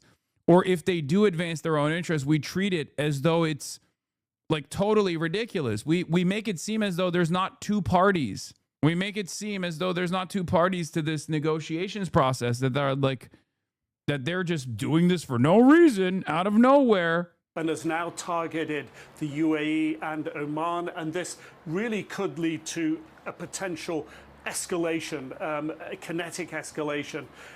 If it does, and that continues for the next couple of days, then I think talks will really get sidelined, and it'll be hard to restart them in a meaningful way. Even that's really in question, just because this has played into Iran's fears. They would now say, why would we get around the table again if this is what the United States is going to do? And Nick Robertson live for us in Pakistan. Thank you so much. Erica? So let's take you now to the White House. CNN's Kevin Liptak is there. So yesterday, Kevin, we had President Trump saying that the U.S. was having very positive discussions with Iran. Now, on the heels of what we've just heard, of course, from Nick, what changed? Well, I have to say, we've been getting some mixed signals about exactly what the status of these talks are. You know, 2 days before the president said that they were productive, he said that the latest Iranian proposal was not acceptable. Yes, he wasn't saying the N-word, chat. He was saying his name and then going, after, okay? And so it's not precise. Come on, lock in. We got it, okay? Now it's being a little childish, okay? We're behaving like little babies, okay? Ooh. Come on. Precisely clear where exactly those talks stand, and certainly it's unclear now that we have seen this exchange of fire between the U.S. and Iran. FARS, a military-informed source. The fire in the UAE was the result of the U.S. Army's adventurism. Following the explosion of widespread fire at the oil facilities of the Fujairah port and the attribution of it to the armed force of the Islamic Republic of Iran, a military-informed official said the Islamic Republic had no pre-planned program to attack the mentioned oil facilities, and what happened was the result of U.S. Army's adventurism to create a passage for the illegal transit of ships through the forbidden routes of the Strait of Hormuz, and the U.S. Army must be held accountable for it. U.S. statesmen must end the ugly behavior of using force and diplomacy and cease military adventurism in this sensitive oil region that affects the economy of all countries worldwide. Okay, but have you thought about, I live in Fujairah, should I move? That's crazy. You made us do it? I mean, yeah, that is what they're saying. Because it's true. If there was a tit for tat war going on, and then they set up a ceasefire, okay, and then America violated the principles of the ceasefire, then yeah, of course they're going to fucking retaliate. What are we talking about? Because if they don't retaliate, then they have nothing. If they don't retaliate, they have no leverage. Why would they not maintain their leverage? I think we have to remember, Iran was attacked first. Okay, we got to go back to like 60 plus days ago when Iran was at the negotiations table saying, we will lean into your maximalist demands. We will cave to your demands. We will concede to them as long as you give us sanctions relief. Of course, they have to reestablish that deterrence. There is no ceasefire process. Yeah, Ross Douthat is going to think these boys are going on an epic adventure. This is classic. Yeah. Adventurism in this circumstance means like erratic and decentralized modes of violence. Like it's just irrational, erratic violence. Okay, that's what adventurism is. It doesn't mean it's not a positive thing. It's a negative thing. Okay. The reason why I'm explaining it one more time is because a lot of people don't know, and I use the term. Adventurism as with a negative association to it, and yet people often think that means going on an adventure. You know, it's not a positive thing. Okay.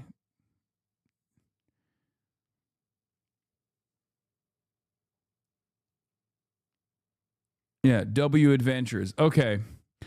Iranian officials have been abnormally quiet despite over 3 hours of strikes being reported in the UAE. Well, they released the statement already. In the Strait of Hormuz, you know, I think it was clear leading up to the president's decision to put this new initiative into place that he had been growing relatively frustrated with the stasis that had occurred. You know, the war was not happening because the ceasefire was in place, but the Strait was also not reopened, and the talks seem as if they were deadlocked. And this seems to have been his attempt to try and break some of that stalemate stalemate to get these ships flowing through this very critical waterway. But of course, the risk there is that the Iranians... Why is Iran attacking the UAE and not Israel? I don't know. Maybe because currently, as it stands, the United Arab Emirates, which can be seen as an extension of America and Israel, is participating in breaking through the blockade alongside the United States of America.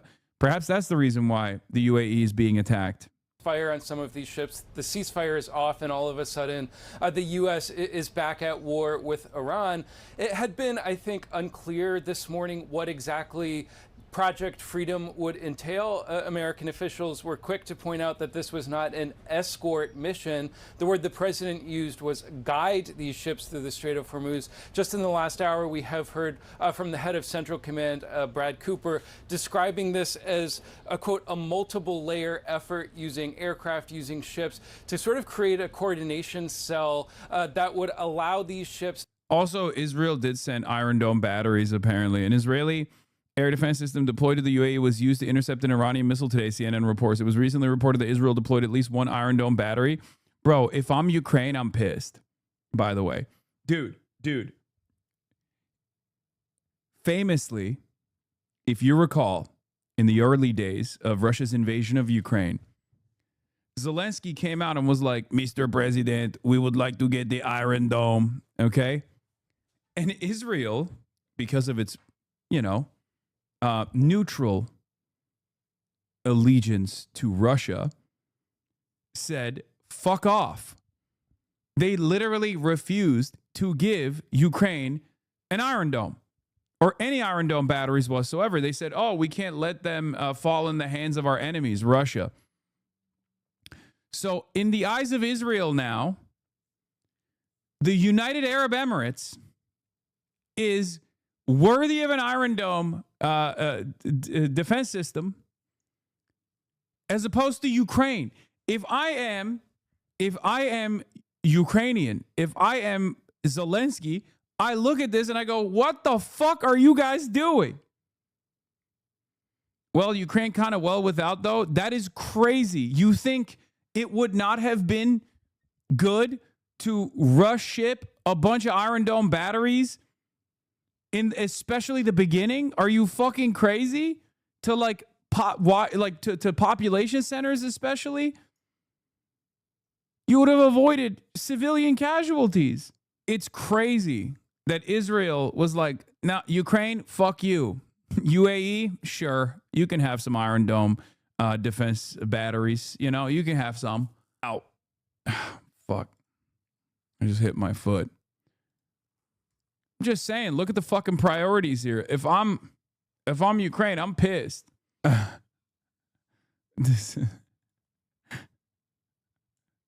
They are spending my missiles. It's not ours to give, it's Israel's. First of all, it absolutely is ours. What are you talking about? It's a collaborative project. The idea that like Israel gets to make these decisions on their own is so funny. Okay, dude. Sure. It's not the case at all. To go through the safest channel in the Strait of Hormuz, and just by their presence, try and provide some reassurance to these shipping companies and to the pilots of these vessels that it was in fact safe to transit. Now, what we've seen this morning is, yes, Central Command says that some vessels have gone through, but overall, traffic is still down, so it remains to be seen just how effective this approach will be. For the last 3 weeks, the US Navy has been blockading ships from leaving or reaching Iranian ports. But now the mission is expanding with what President Trump calls Project Freedom. No naval escorts as such, but an attempt to guide neutral shipping. Yeah, this was also funny too. The Volodymyr Zelensky, in any normal country, purchasing stolen goods is an act that entails legal liability. This applies in particular to grain stolen by Russia. Another vessel carrying such grain has arrived at a port in Israel and is preparing to unload. This is not and cannot be legitimate. Joel Petlin goes, question for Grok. How many other countries in the world are getting shipments of stolen Ukrainian grain? And how many of them has Zelensky called out for it? Implying that the Jewish president of Ukraine is somehow anti-Semitic for singling out Israel taking advantage of stolen, like Russian theft of Ukrainian grain. What a fucking unbelievable situation. Zelensky's Jewish, by the way. Yeah. 800 Patriot missiles were used for air defense in just 3 days in the Middle East. Ukraine received 604 years of full-scale war. Russia, Iran, and North Korea form a new axis of evil. Ukraine was the first to confront this axis. We continue to fight, but we need support. The free world must stop managing this threat and start defeating it. Like, if there's one country that is more worthy of these defenses, I would say it's Ukraine. Like, Ukraine was illegally invaded by Russia, okay? Illegally invaded and occupied by Russia. Under the standards of international law, not that it fucking matters, obviously. We all know that it's not worth anything. Like, there is a legitimate reason to aid in the defense of Ukraine. We bombed Iran. There was no reason for us to bomb Iran at all, okay? So what doesn't make any sense is for Ukraine to, on the one hand, get mad about how many Patriot missiles were used to defend the Gulf nations after we decided to bomb Iran, while simultaneously be like, no, but we got to keep up the fight.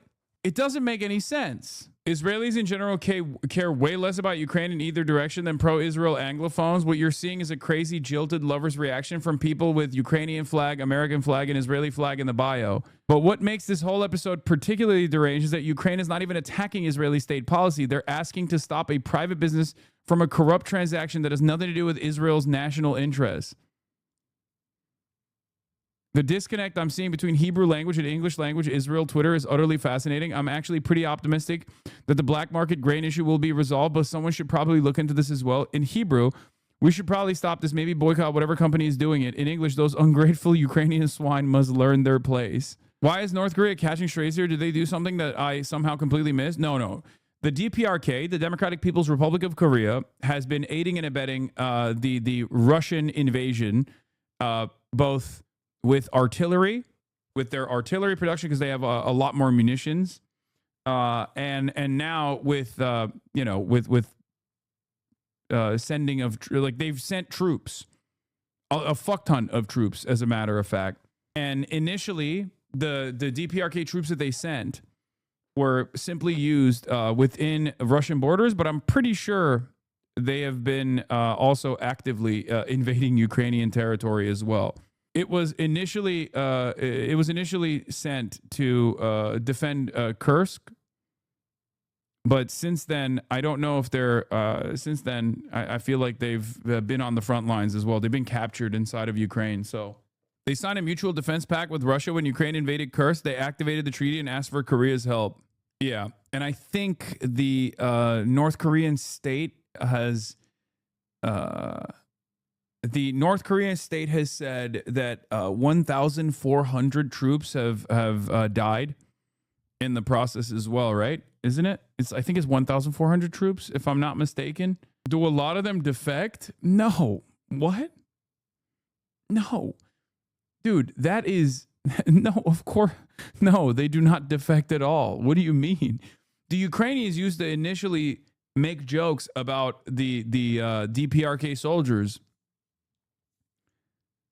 But no, their attitude has shifted as well about the DPRK soldiers in general. That they say that they're like pretty fucking pretty tough overall. What? I genuinely do not understand what you're saying. Can you please repeat? What? Repeat what? What are you? Oh my God. Hasanabi is a classic. Can you please look up my previous statement, chatter? I have literally banned you in the past. I have literally banned you in the past for this. I've suspended you in the past because you always do this. No, please. Also, there are hella Ukrainian FPV drones hitting down DPRK soldiers. What? I read it. What? Okay. Do you feel like this was... That's it? That's what you wanted me to read? Take a second off. I hate when people say check logs, check logs, check logs. Hasanabi is one of the routine abusers of check logs. Check previous. Please don't want to spam. Read last message. Read last message. No, I will not be checking logs. I will not be reading last message. Anyway, where were we? Yeah.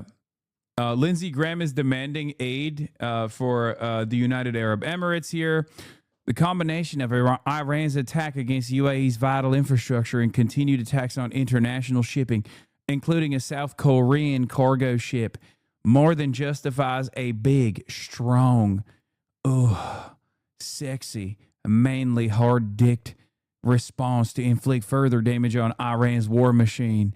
The UAE has been a champion ally in this fight, doing everything that's been asked of them and beyond. Iran's recent brazen attack against the UAE tells me a lot about who's in charge in Iran and the chance of a diplomatic solution anytime soon. A forceful response with our hard-dicked Marines, with the hardest of penises. On behalf of our ally, United Arab Emirates, will reinforce that America is back as a reliable ally, helping to further wash away the damage caused by the Biden administration on this front. First of all, the Biden administration, okay, from his estimates, did not do this much damage to American force projection capabilities, did not do this much damage to longstanding security arrangements. There is no comparison. I hate Biden for what he did in Gaza. He is a genocidaire, and he will always be remembered as a genocidaire, okay? Having said that, the idea that between Biden and Trump, who has actually destroyed the confidence that the rest of the world had in the American military is not even a fucking question, okay? It's not even a question. Donald Trump is the great nation builder for China. Donald Trump is unbelievably J.D. Pond style. He is doing permanent first world genocide by way of the gas prices. He's doing an incredible job of showing the rest of the world that America's military capabilities are actually not all that great. It's not even a fucking question. It's not even a question at all. Emoji reactions on Israeli platforms to Trump. Senior Iranian military official at this time, we are proving to everyone who is telling the truth, who's telling stories, who talks and who acts. Sorry, but honestly, they're right. They pretty much control the situation and we're punching bags right now. I say this with great sadness. Israel news from the field, uncensored on Telegram. One person was shot by security forces. Weak Trump. Trump in his speech, the war will end very quickly and oil prices will drop like you've never seen. Throw up emoji. Trump avoided saying that the ceasefire was violated. It was not heavy fire. Most were shot down. Clown emoji. Israeli Telegram channels do not fuck with Donald Trump's statements on this. They were already very upset. They were already very mad, according to plenty of reporting at this point, that Donald Trump was even remotely invested in doing a ceasefire with Iran without completely destroying the Iranian state. Okay, Trump did not say that Iran did not violate the ceasefire. He simply did not address the question. Israeli news without censorship. What is this? The mom on Freaks and Geeks is a top 10 mom actor and so underrated. 8-year-old take still as relevant as ever. Thank you for speaking the truth. Why did I fucking click on this dumb shit, dude? We're monitoring the situation, chatters. For many, many days, I have not been able to monitor the goddamn situation. And the first time I start monitoring the situation, you want me to look at some other dumb shit. Okay, what are we doing here? What the fuck are we doing here? Lock in. It's situation monitor time. Okay, Piker Broadcasting Service, sponsored by you, the people, for you, the people. Okay, the People's Broadcasting Service. Please subscribe. All right. Let's look at the shaky ceasefire at risk, which Donald Trump doesn't say Iran violated for some reason. Okay. Jonathan Karl, in a conversation with Jonathan Karl, ABC News chief Washington correspondent, he said, President Trump said, or President Trump stopped short of saying Iran has violated the ceasefire. Regarding the Iranian drone and missile attacks on UAE today, they were shot down for the most part, Trump told me. One got through, not huge damage. Regarding the Iranian attack on a South Korean ship, we're going to look into it. Shots were fired at the South Korean ship, and I think South Korea should take some action. This was a South Korean ship riding by itself. It was not an escorted ship. Stranded by the conflict to safety. We will use the best efforts to get ships and crews safely out of the strait, Mr. Trump said on social media last night. They are victims of circumstance. This is a humanitarian gesture. The U.S., we are just firing if fired upon. We are not the provocateurs here, but if the Iranians want to escalate here, we are willing to escalate. The Americans say 2 ships successfully crossed the strait today, helped by U.S. Navy destroyers. But in a return to open... Bro, asking one of our vassals to do their own defense is so funny. I'm serious. It's unbelievably weak for America to be like, yeah, I know we fucked everything up for you guys, but like you should probably send whatever like naval asses you have. Is so funny. What are we doing, man? What the fuck are we doing? It is so bitch made. This goes back to what I was saying about Donald Trump being a great nation builder for China. It goes back to what I was saying about Donald Trump doing unbelievable damage to the confidence that people had in American security. Murtaza Hussein from Dropsite says, South Korea should take some action. South Korea was not consulted about the war or involved in it, nor does it have the expeditionary capabilities or network of military bases in the Persian Gulf necessary to secure shipping there. What are they supposed to do? What are they supposed to do? The only thing South Korea could do is sever ties with the United States of America and commit to a bilateral relationship with Iran in order for them to be able to transit their fucking ships successfully through the Strait of Hormuz, which ironically enough would frustrate the United States of America, which currently has a secondary blockade, rendering any sort of bilateral commitment impossible.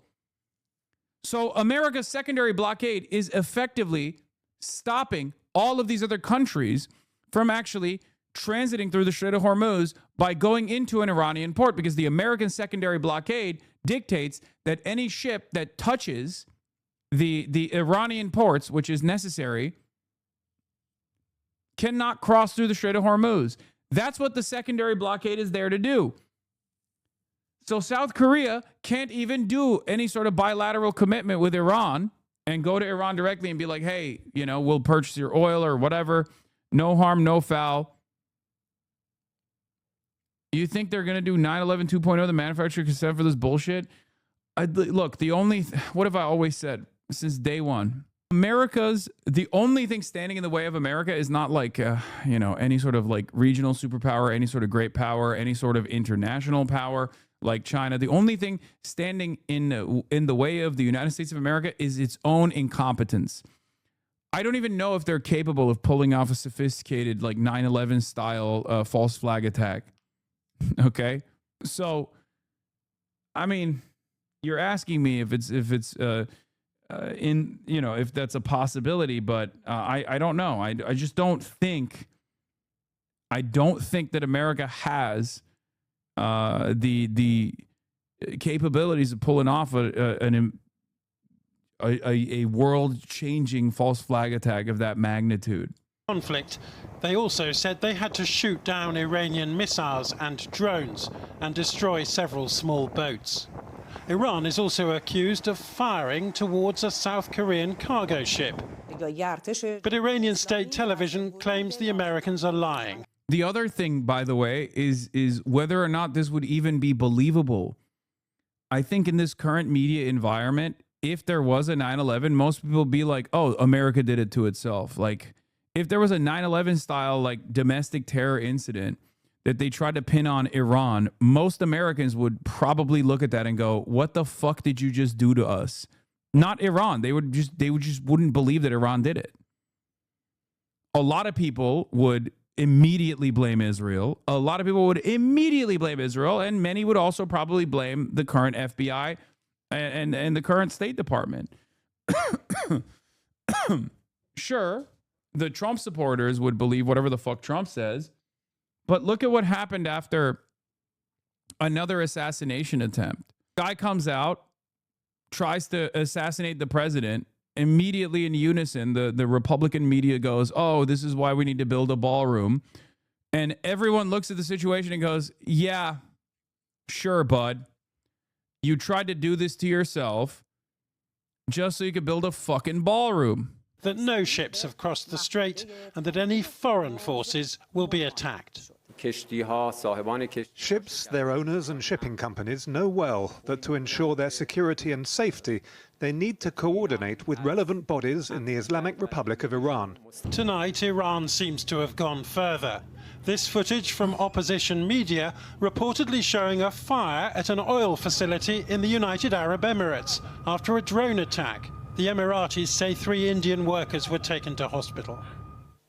The International Maritime Organization says around 800 tankers and container ships are trapped across the Persian Gulf. These ships have an estimated 20,000 sailors on board. This is the only internationally recognized safe route for them to travel through the Strait of Hormuz. But instead, the Americans are now advising ships to travel through territorial waters off the coast of Oman.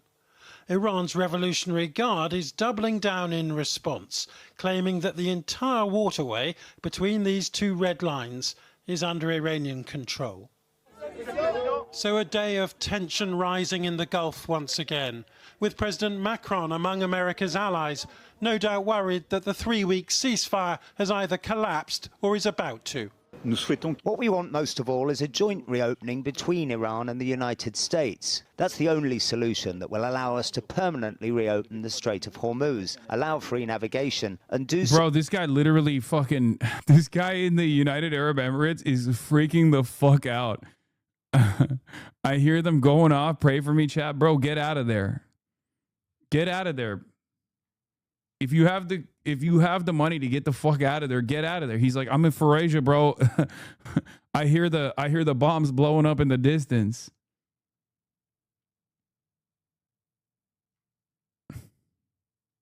We're praying for you. We're praying for you.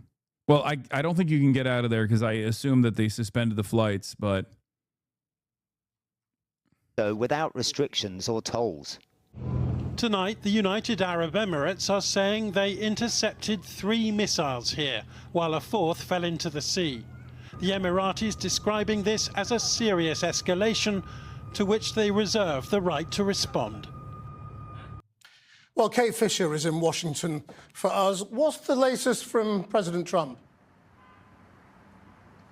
Well, as he begins this operation to try to help the freedom of movement, it looks like this is the most fragile that this ceasefire has been. He's just within the last hour told Fox News that if the Iranians attack US ships, they will be blown off the face of the earth. He's also taken to his Truth Social platform and said that Iran has been taking some shots at unrelated nations. He's referring to a South Korean ship there. And when you're so rich you forgot that you can move by legs instead of plane, buddy, just look at a map. You know what I mean? It's not super easy to fucking take a multiple day trip out of there, okay? Yeah, just fucking walk out of the United Arab Emirates, this guy said. Fell into the sea. What is this? Much worse than last time? Nearly 1.2 gigawatt fire detected. This was 30 minutes ago. Fujairah was struck. Yeah, it's a lot. Guys. And to the chatter who's right there, he can confirm for us, but clearly it's a laundry fire. Okay, these things happen. It's probably another laundry fire. Okay? Yes, it's a classic. It went up in flames, the laundry. It is. Thank you. Shit, what if Saudi attacks? Oh, yeah, that's the other. Well, I don't think they're going to do that right now, but, you could also be invaded by Saudi Arabia at some point. There's that, too. I would just get the fuck out of the United Arab Emirates if I lived there. I'm just saying. He joked, maybe now South Korea will join my effort. He has regularly wanted other countries to support the US here. And he also reiterates that the US has shot down these fast boats. He says that is all that Iran has left. We also know that for the first time since this ceasefire was brought in around a month ago, the United Arab Emirates has sent out a missile threat warning to its citizens. So it certainly feels as though this ceasefire is in its most fragile phase yet. And the oil price going sharply up, what does that mean for the US economy? Yeah, 4% rise today. Gasoline prices here, Americans love their cars. They've jumped to nearly 50% more than when this conflict began. And it's being reflected in Donald Trump's poll ratings. His disapproval. You are correct. This is likely a Qatar 280 laundry fire launched from the Bushehr laundry and dry cleaning facility. Many such cases of this happening, you know. Approval rating at a record high. And of course, we've got midterm elections in November, and it won't be good for Republicans trying to get re-elected with this kind of discipline. Yeah, that's what he's worried about, which is so sad. The only calculation here is not like human lives being lost or the energy markets in a state of crisis, but what this does for not even like the midterms necessarily. When they say, oh, Trump is worried about the midterms, like for the party performance, he's not even worried about, I think, the Republican Party failing. He's worried about what that does to his confidence, right? Like what that says about how much people don't fuck with Trump any longer. That's the only thing he cares about. It's about his own popularity, and that's it. There's no like real there's no real calculation being made about the future of the Republican Party. I just don't think that the administration cares about that, or Trump cares about that at all. Very puzzled by UAE's vision for the future. You can't be Israel or Russia and Switzerland or Singapore at the same time. Exactly. I said this when they pulled out of OPEC, that they think that they're going to be Israel, but they will never be Israel. Only one country is Israel, and that's Israel, okay? I don't know why they think that I don't know why they thought, oh, we'll just fucking pull out the ripcord and just lean heavily into America, and then they'll defend us. They won't. They haven't so far. What makes you think they will now? What makes you think they have the capacity to defend you? Questions that I have that I don't think I'll ever be able to have answers to.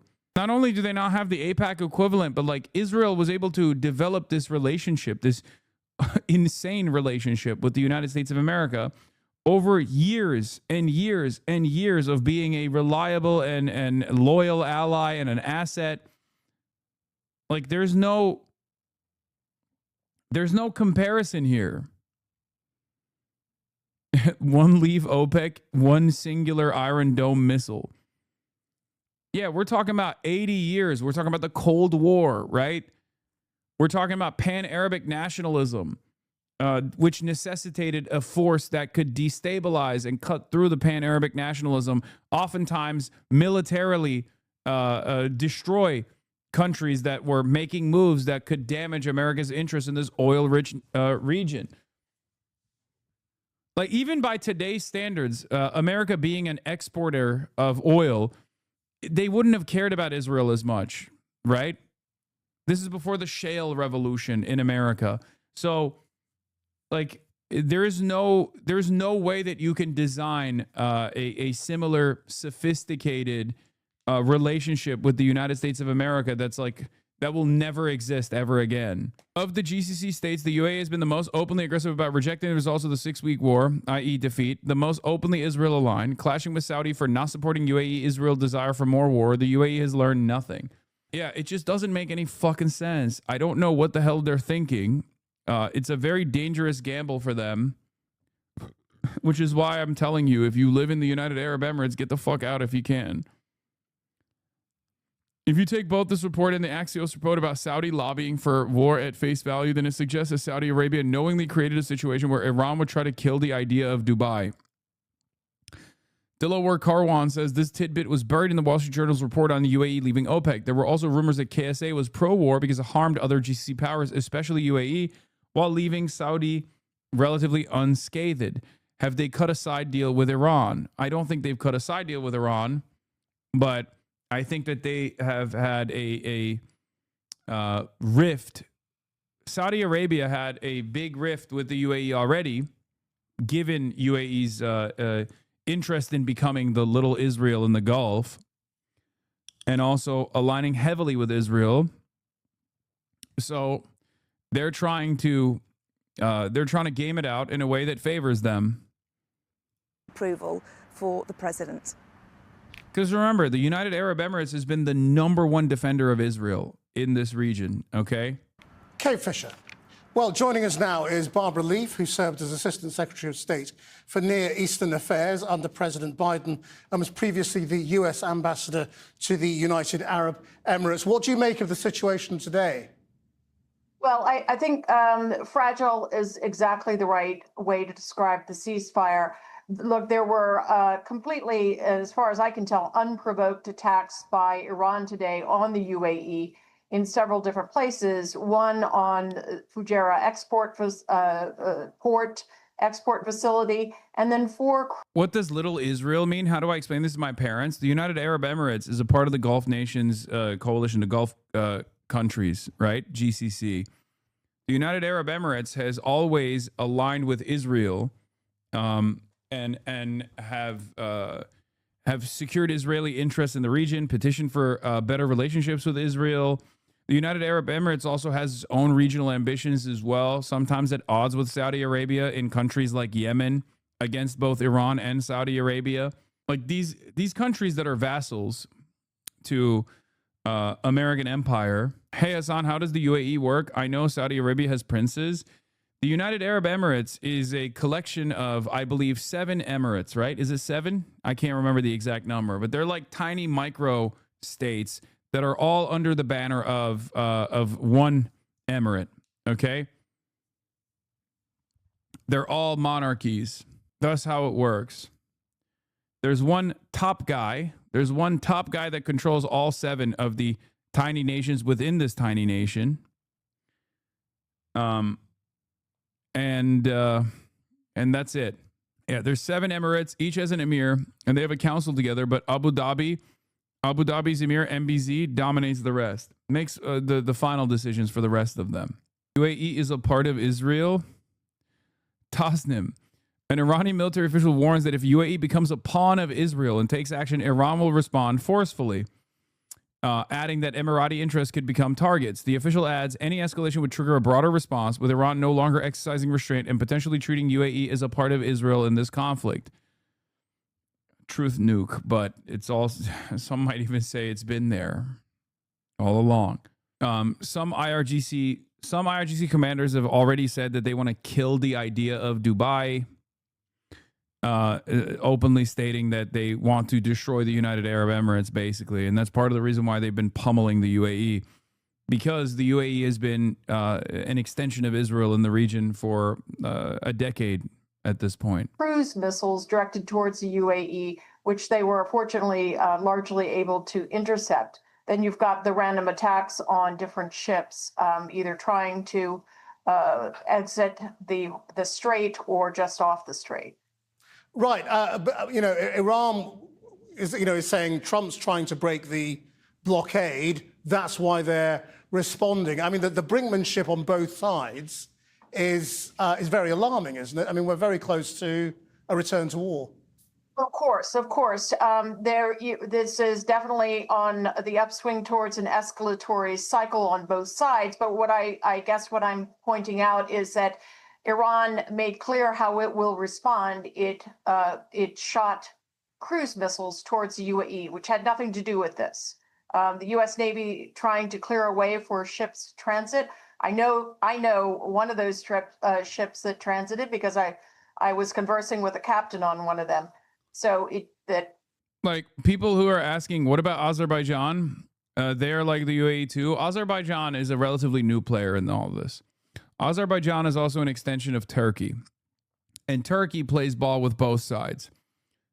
It's not like the UAE. The UAE does not play ball with any side other than Israel and America.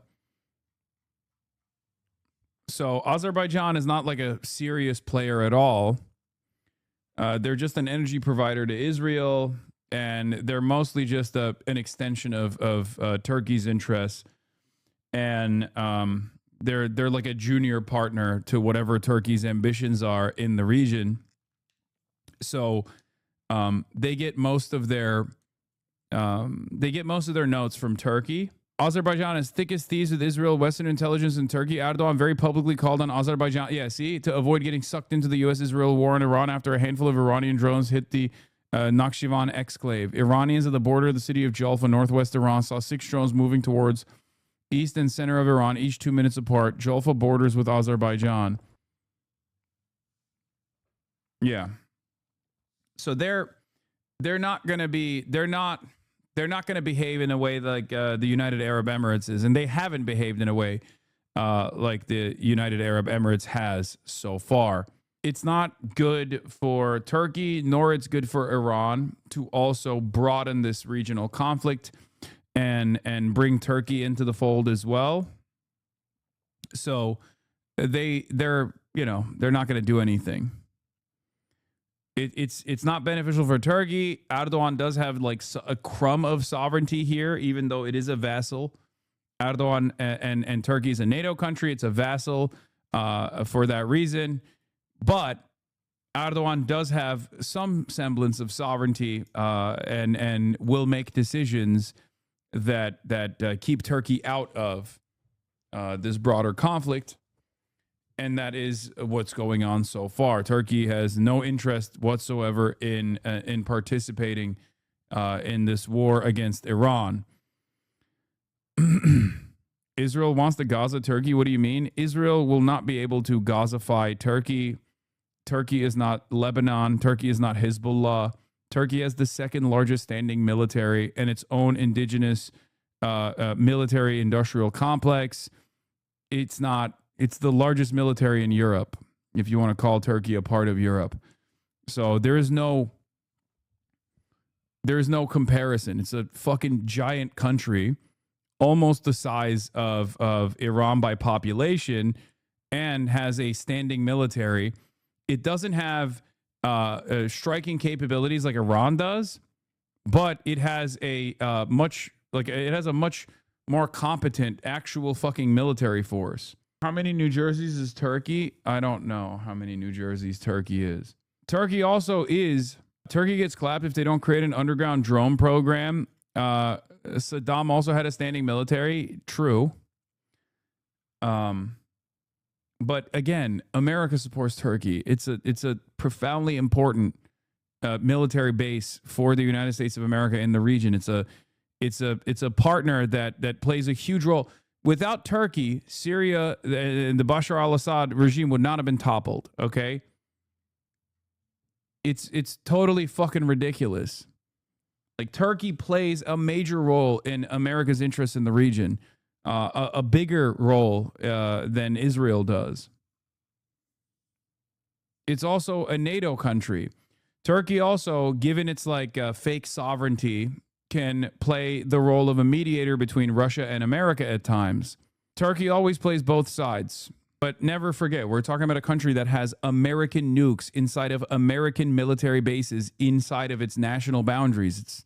It's ridiculous to be like, oh yeah, America's just going to drop Turkey and NATO in general at the behest of Israel. I mean, never say never, obviously, because this is an unbelievably pro-Israel country, but I don't know if it would go that far. That would not be beneficial for Israel, I don't think. Of course, Israel has been saying that they want this to happen regardless, but that was successful, and Iran's attempting to show what it will do in reprisal, which is again direct its fire towards the Gulf states. Right. I mean, do you see any diplomatic progress towards any kind of settlement here, or are we edging towards, military action being the way Trump gets out of this? I think it's clear we're edging towards another round of military operations. But what could that achieve? Very little in my view. I think it's clear that this effort at economic attrition is the main game, but there are the preparations for another round of military pressures, and I don't see either one of those moving the dial with this regime. There's really, what the administration really needs to do is set itself to a tough diplomatic course, and they don't seem to have the appetite for that. What do you mean by that? I mean, what would that involve? That means sitting down at the table and getting into a... If another country has a military base in your country and put their nukes there, you don't actually have nukes? Yes, I understand that. I'm literally Turkish. What are you talking about? I'm simply stating that Israel attacking a country with American nukes inside of American bases has never happened before. It's a nuclear umbrella. Turkey is a part of the American nuclear security umbrella. Israel is an American vassal. It's an extension of American empire. That would be this would be a very different calculation. Yeah, I get that. My country's in the same situation. Turkey also operates sometimes independently outside of American interests, like immediate American interests, in comparison to like even the European vassal states. long set of difficult negotiations. Ultimately, that is still beneficial for American interests, though, because that way America uses Turkey as a mediator at times, for example, against Russia. There has been a little bit of movement in this latest proposal, we think, by the Iranians to at least not make it a condition for sitting down at the table that the blockade be lifted. But something's got to give, and otherwise this will head towards military operations again. Do you think there is a better diplomatic solution than what was effectively the old deal done under Obama? Or is that what we're looking at, rebadged as a Trump deal? Well, the large difference, the really huge difference, is the fact that virtually the whole nuclear program is shattered. So you've got the leftover pieces of it to deal with. Ihya oldum. Turkey won't survive this decade. Classic Turk in the chat. Classic Turk defeatism in the chat, by the way. But you're not starting from the same threshold of activity. That's a huge advantage. Barbara Lee, thank you very much indeed for your time. Let me begin by saying congratulations to the small business people of the year from all 50 states. It's a big deal. It's a big deal, and you can be proud of yourself. Our country's made up of a lot of small businesses, and that ends up... My mother was a small business. As you all know, just like Kamala Harris, my mother too was a small business, so was my father. We love being a nation of tiny businesses, the tiniest of all. Size of New Jersey, all of our businesses, they're so small. Don't we love it, folks? Being a really big business. As small business owners and operators, the people in this room represent the 36 million small businesses who create 40% of all economic activity in the United States. Think of that. A group of people added together. You're essentially the most important factor business-wise in the whole country. And this country is leading the whole world. We are now. That I can tell you by a lot. You're the lifeblood of the American economy, and with your help, we're truly making America great again. We're doing record business. We have a stock market that hit even with this military operation, call it whatever. Can we redact questions? Yo, you think they're going to jail my ass for saying stuff to you? And if they do, stuff to you, and if they do, you got me though, right? Brother, not Turkey, not America, nor Israel is exactly fond of me, okay? I can't begin to explain to you that you are so on your own, okay? There's not a single country on this planet that would that I have any sort of influence over, okay? The only influence I have is negative. You are on your own. Whatever you want. We can't let Iran have a nuclear weapon. We hit all new highs, and I said, He we said, have "Can I redact my questions?" You'll be fine. You're to take anonymous. care of business because we can't let that happen. So we did a little detour, and it's working out very nicely. They have no Navy, they have no Air Force, they have no anti-aircraft equipment, they have no radar, they have no nothing. They have no leaders, actually. The leaders happen to be gone also. But can't let them have a nuclear weapon, or you'd have problems like nobody would believe. And it's going very well. We're also pleased to be joined this afternoon by Secretary of Energy Chris Wright, who's been amazing. Where's Chris? Except everybody was wrong. They thought that energy would be at $300, right? $300 a barrel, and it's like at 100.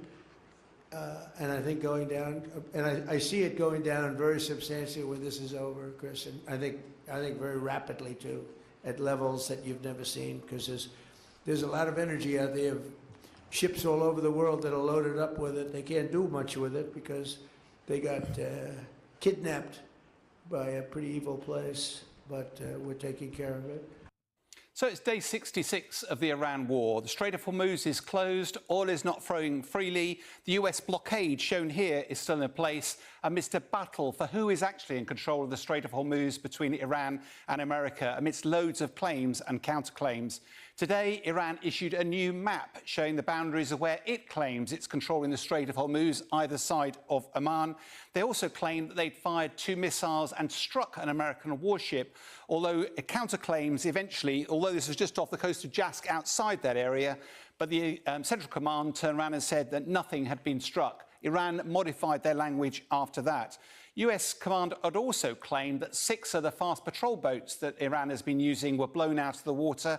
President Trump later said that there were 7 blown out, and also that there had been a cruise missiles being used against shipping in the strait. Again, Iran denied all of this. This comes amid President Trump's claims that 2 US carrier vessels were actually escorted through the Strait of Hormuz successfully earlier on in the day, all part of Project Freedom to restore freedom of transit for commercial. Have you tried to get Mark Carney on the stream? He's been on podcasts in the past, like Scott Galloway's. Brother, do you think I'm comparable to Scott Galloway? I highly doubt that Mark Carney would come on my broadcast.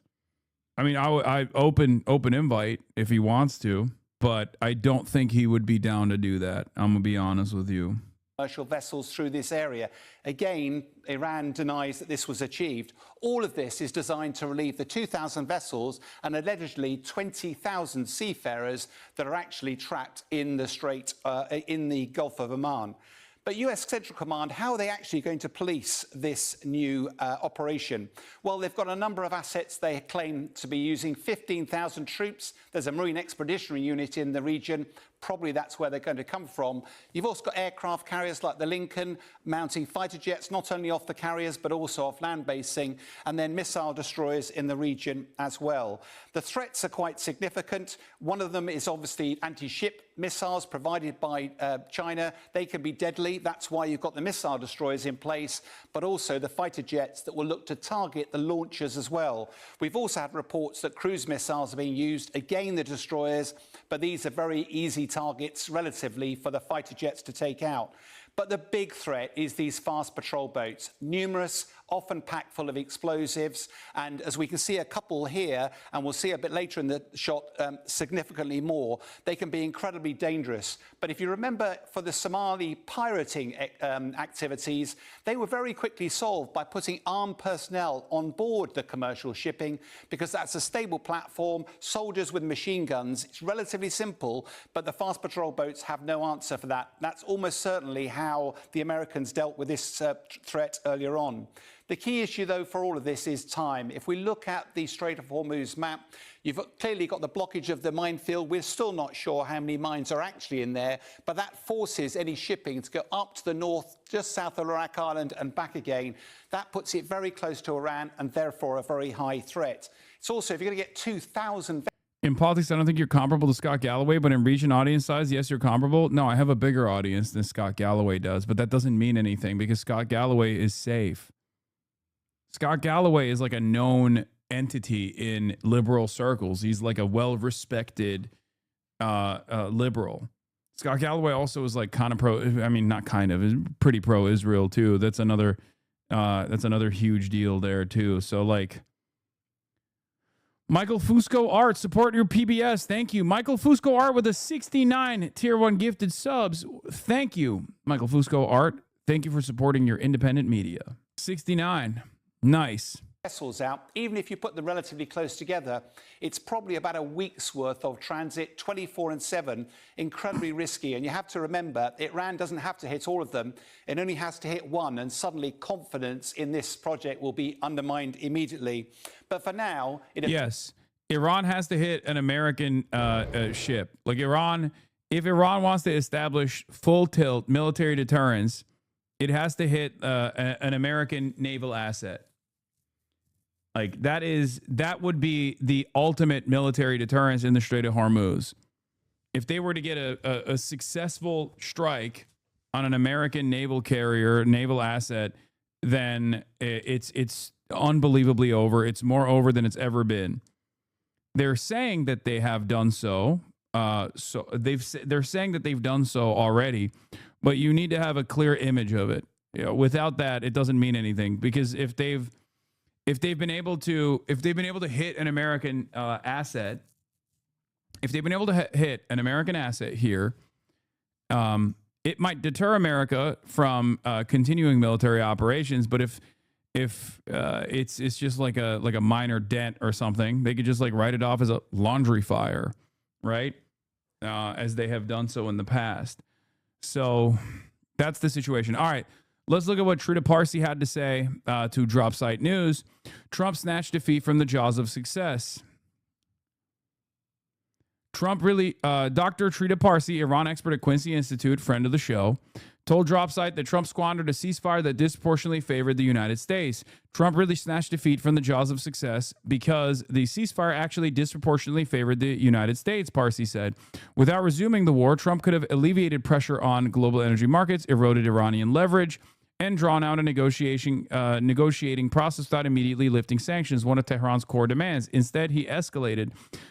The more aggressive Trump's rhetoric tends to become, the more he says that Iranians are in disarray, the more it tends to be a reflection of the fact that his own negotiating position has become tremendously vulnerable and weakened, Parsi said. This is also true. Parsi said that Trump has also appeared to embrace the faulty FDD projections including those produced by the neoconservative think tank Foundation for the Defense of Democracies, which is, again, an Israeli cutout, just so you understand.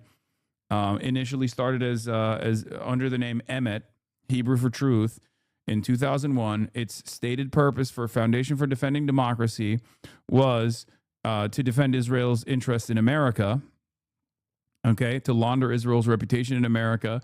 FDD is a reflection of whatever the Israeli goals are, okay?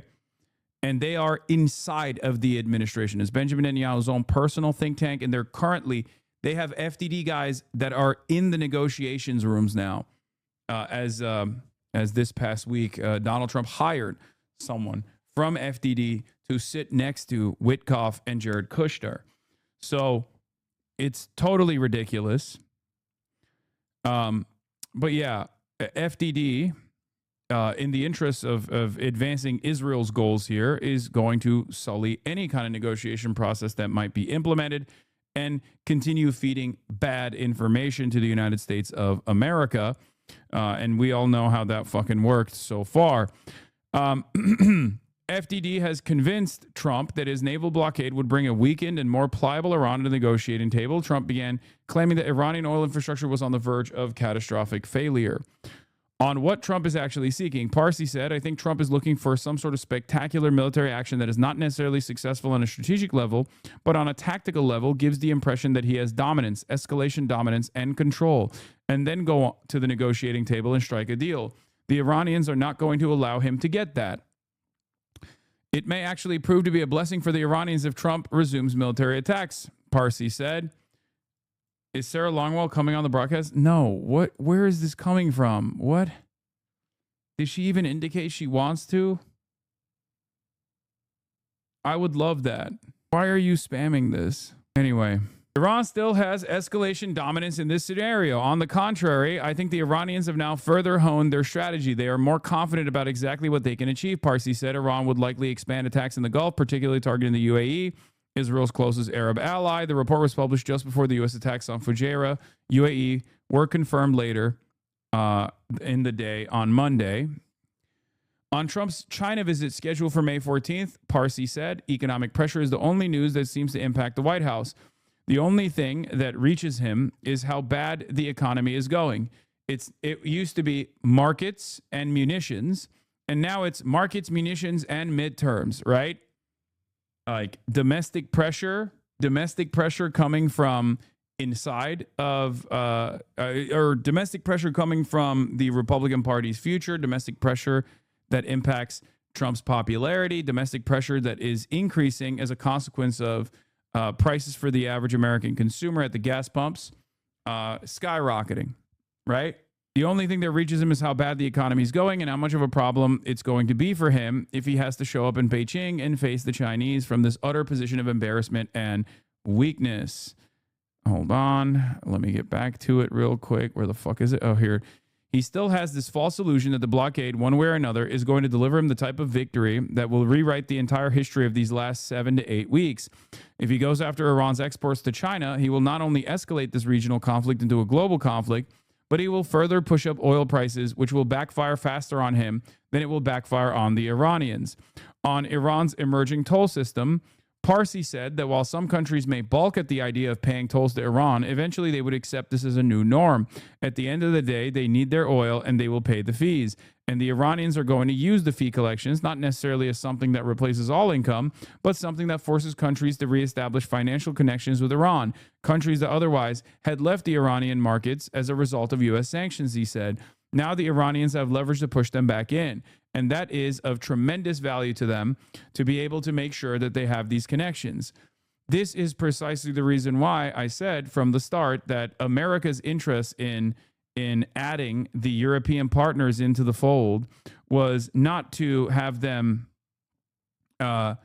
necessarily fuck, I can't even, I'm all over the place. America's interest, stated by Marco Rubio, was to apply pressure to Iran. That wasn't to actually have their military assets in the region, because America has maximum military leverage, right, in comparison to the European allies. What the fuck is one like nuclear aircraft carrier from France going to do, right? That Americans can't. America has 11 that they can use against Iran if they choose to do so, right? The real reason why they wanted European partners to engage Iran militarily was not for the military pressure, but more so for the diplomatic pressure. Because Iran is, by way of the toll system, forcing bilateral commitments with EU partners. Okay? Iran wants to be a sovereign state that is a normal country that can have normal commerce with these international, with the rest of the markets, even if they can't do it with the United States of America, because that was one of the big problems with the sanctions regime, was that all of these other countries, worried about secondary sanctions that they might receive from the United States of America, stopped trading with Iran. Okay? And Iran is successfully implementing these bilateral commitments right now with all of these other countries, including with France. Okay? The plan was simple. The UAE exits OPEC, breaks free from its limits, and ramps up production. 2 days later, America announces Operation Freedom and forces open the Strait of Hormuz. Emirati oil floods the market, prices crash, and Iran loses its only powerful card in negotiations. Iran sent a strong, clear message today. You want cheap oil? You won't get it unless you return to negotiations and provide guarantees to implement our demands that you agreed to discuss. By successfully foiling their plan, Iran will return to negotiations from a stronger position than before, and it will prove to the world that it controls the Hormuz, and whoever controls the Hormuz controls the oil, and whoever controls the oil controls the world. Okay, this is a little bit aggressive, but yeah. Thoughts on China telling firms to ignore sanctions? It makes total sense. Obviously, China has been ignoring the sanctions. Why the fuck would they not say this publicly? Trump is repeatedly overplaying his hand on Iran and America's strategic detriment. China is now telling firms to ignore new U.S. sanctions on Iranian oil.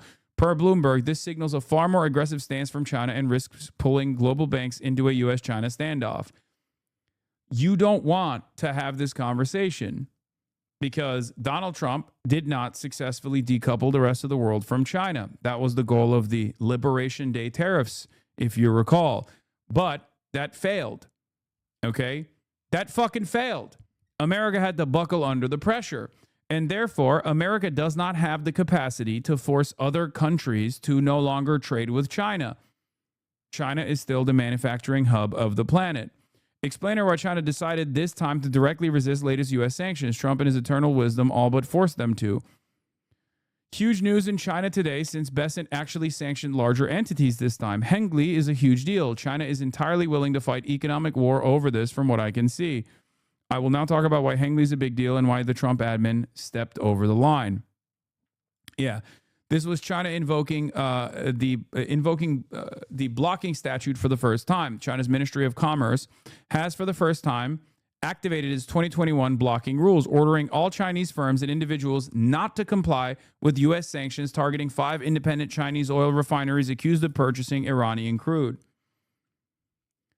This leaves only one option for the United States of America.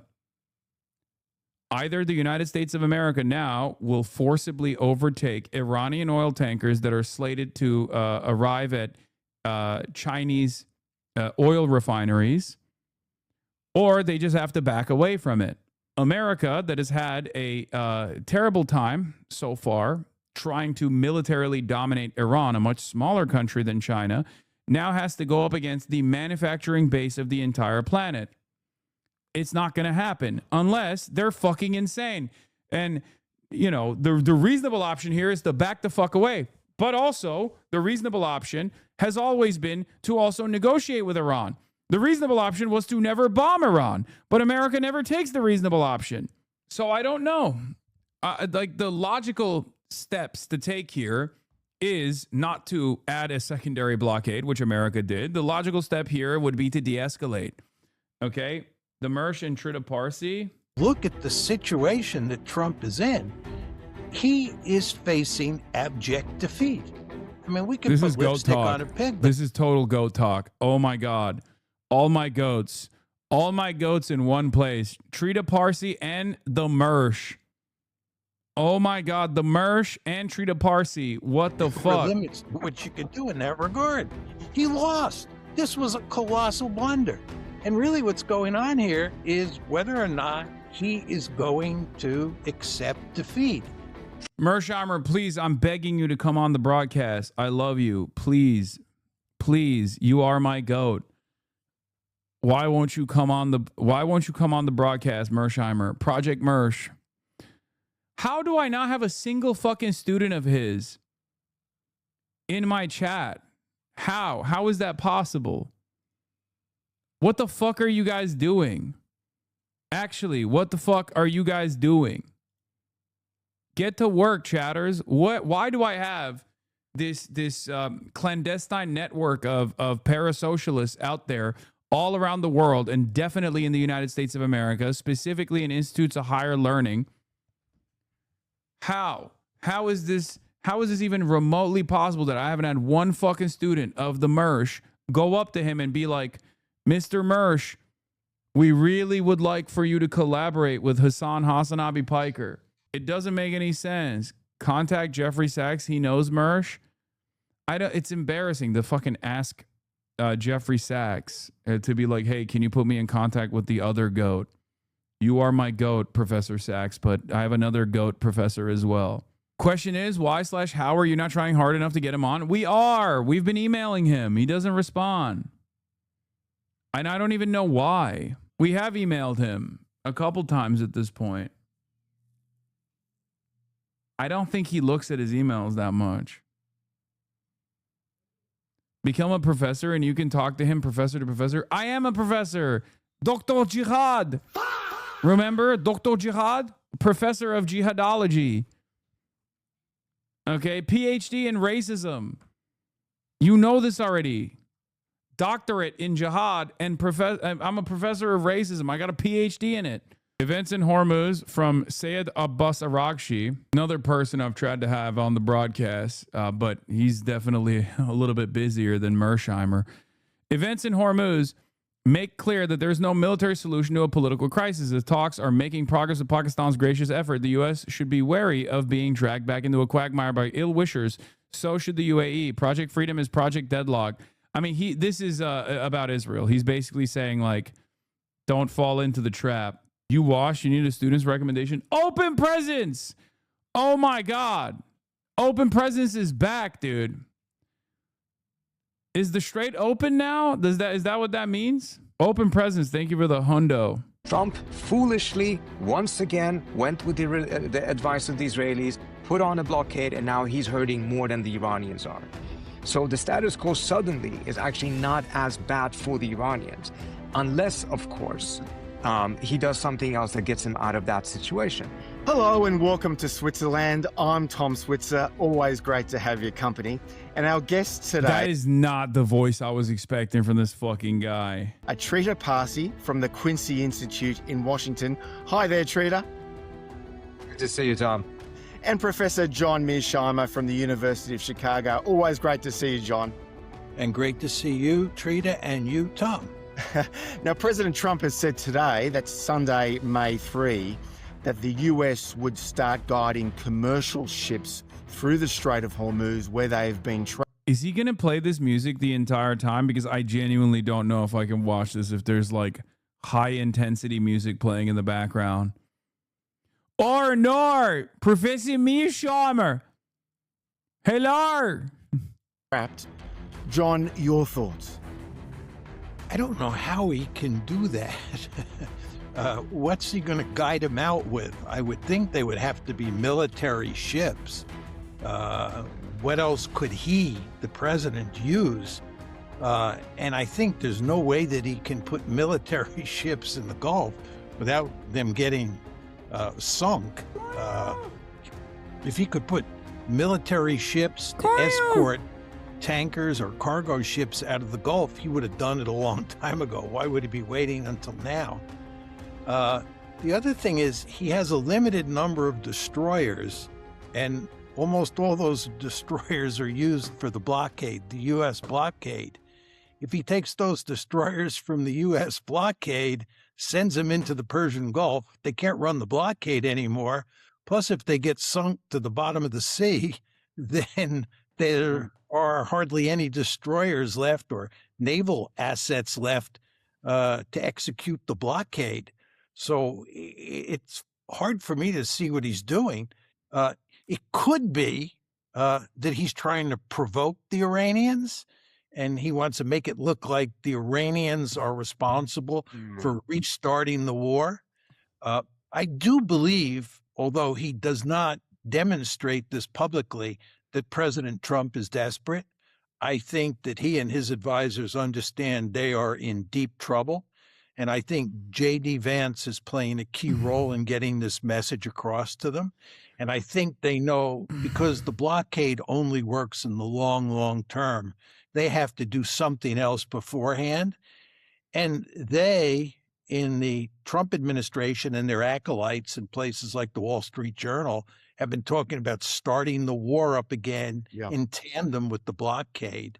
I mean, I think this is a cockamamie idea, but I wouldn't put that past President Trump to do. So he could be looking to start the war up and just putting the blame on the Iranians. But who knows? It's just such an amorphous tweet on his part, and just came out of nowhere. Well, if just to be clear here, that if this plan... Why are you on FaceTime with this guy? I wish I was FaceTiming with my goats. And does not allow... And this random Australian guy who I don't know anything about, for the record. Our U.S. Navy warships escorting vessels through the strait. How does this plan, the president calls it Project Freedom, Trita, how does he allow the U.S. to guide these ships safely through the strait, especially given that these naval mines are being deployed by Iran's Revolutionary Guard Corps? Trita. It makes no sense. Now, of course, I agree with John. I would just add one other possibility, which is, the most benign or optimistic one, which is that there is some confidence building measures being negotiated between the two sides. And as a result of that, the Iranians will let through a number of ships that are belonging to third countries that are not involved in the fighting, which will most likely be Asian countries, probably not carrying any oil, but carrying other types of goods. And Trump kind of wants to take credit for it, but it's probably some kind of a confidence building measure that may have been negotiated between the two sides. Which is partly because a lot of these Asian countries at this point are really starting to lose patience about the situation. They're the ones, I mean, you would know better than me, Tom, sitting in Australia, that are paying the price for this war. And Trump is only, 10, 12 days away from having to go to Beijing for a summit with Xi. And he's going to arrive there deeply, deeply embarrassed, or he should be, if this is not resolved by then. Would he have any leverage with China, John? Would Trump have any leverage with China? Well, China needs the free access to all the transport through the Strait of Hormuz, correct? I don't think, Tom, he needs leverage with China. I think the Chinese want to end this as quickly as possible. I think almost every country on the planet, except for Israel, wants to end this one as quickly as I realize that, but he might be thinking he'd put pressure on Beijing to put pressure on the mullahs. What pressure can America? Oh my God. What a waste. Dude, this guy shouldn't talk at all. Let the goats talk. What a waste of a fucking moment to have with two goats. Oh my God. What kind of pressure could America place on China, especially right now? America is already maximally pressured out on their own due to their own actions. What could America do right now to apply pressure to Beijing? Lamau, you're so petty when you're jealous. Okay, I'm a little bit jealous for sure, but also this is kind of a, you know who I really like? You know who I really like in the geopolitics front that does these sorts of interviews with these goats? It's Glenn Deason. Okay, Glenn Deason is the guy I really like. You want to know why I really like this guy? I don't know a damn thing about his worldview. Okay, his job is to let Mersheimer talk. Okay, I love this guy. I watch his shit all the time. I've become a huge fucking fan of his channel because he will just have people on and he will just let them talk. He won't ask dumb fucking questions. I don't know anything about him at all. I have no knowledge. I have no knowledge of his worldview, and I don't need to know. Okay, I don't need to know. I've watched almost all of his videos, except for, like Scott Ritter and stuff. But like, the reason why it's great is because I don't need to know what his worldview is. It's not about him. Don't incorporate your fucking silly opinions into this conversation. And I'm not even kidding. I've actually learned from that. Okay? I've actually learned from that. Bro, stop calling Trita a goat. He might be a good analyst, but he's not a good person. Wait, why? Are you going to say he's pro IRGC? Is that what it is? Are you one of those guys? I mean, he's a good guy. I don't think he's a bad guy at all. I've been following his stuff for a very long time. But I've learned from Glenn and even from Chris Hedges as well, who I also love his analysis in general. I've learned from them. I've learned to just ask questions and let them steal the show. Like, if you noticed, and I'm sure some of you have noticed this, I stopped asking super long-winded questions or let my opinion be heard when I do these kinds of interviews with people like Trita and all these other people. My interviewing skills have improved. It's because I just don't fucking talk as much. I realize that it's, I thought you finally started listening to us. I would never listen to you in a million fucking years, chatter. Are you out of your mind? Are you insane? Are you out of your fucking mind? Especially because even now, when I ask a question that's a little bit long, when I ask a question that's even a little bit long, everybody starts going, we've been saying this for years, bro. I don't care. Even if you were right, I don't care. You framed the question well because Hasan does have a worldview. Yeah, I mean, obviously, I'll still do it. Can I be honest? You still interrupt sometimes and it just turns into a conversation instead where you go back and forth. Shh. It's okay. It's okay. Your ass sounded like a goat there because you guys do sound like you're yelping goats sometimes. Anyway, speaking of the goat, let's get back to Mersheimer. He doesn't even have to do that. Beijing is putting pressure on the mullahs, and it put pressure on Pakistan. There's no question about that. But the fact is the Iranians are not going to give in to the Chinese any more than they're going to give in to the Americans. The Iranians face an existential threat. They don't have many friends in the world, and they're not going to let the Chinese pressure them into a situation where they're at a disadvantage vis-a-vis to genocidal acts. Trita told me that wasn't the case, by the way. So there's actually a disagreement here. I don't know if he'll advance that or not. But I asked this exact same question to Trita, if you guys recall, where I said, do you think that the Chinese are applying pressure to Iran? And do you think Iran will listen to the pressure by the Chinese? And Trita said, I don't think that Chinese are applying pressure to Iran. I think they're staying out of it. Adversaries, one known as Israel and the other known as the United States. Just not going to let that happen. Well, that brings. Can I add something? Well, I was Can going I to add say, something? yep. I think it's also important to note that the relationship between Iran and China is not one in which the Chinese easily or happily would put pressure. They would have their negotiations with the Iranians and try to get something, but not using the type of a coercive approach that now, unfortunately, has become standard for the United States. What is happening right now is that the Iranians are building and reopening a bunch of different landlines through Pakistan and other countries through Central Asia to reach China.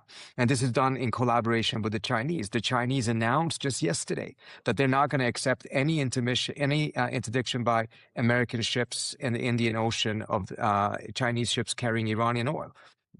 Which is a much harsher pushback from the Chinese on this than we've ever seen before, where the U.S. actually has, on a couple of occasions, taken tankers that were...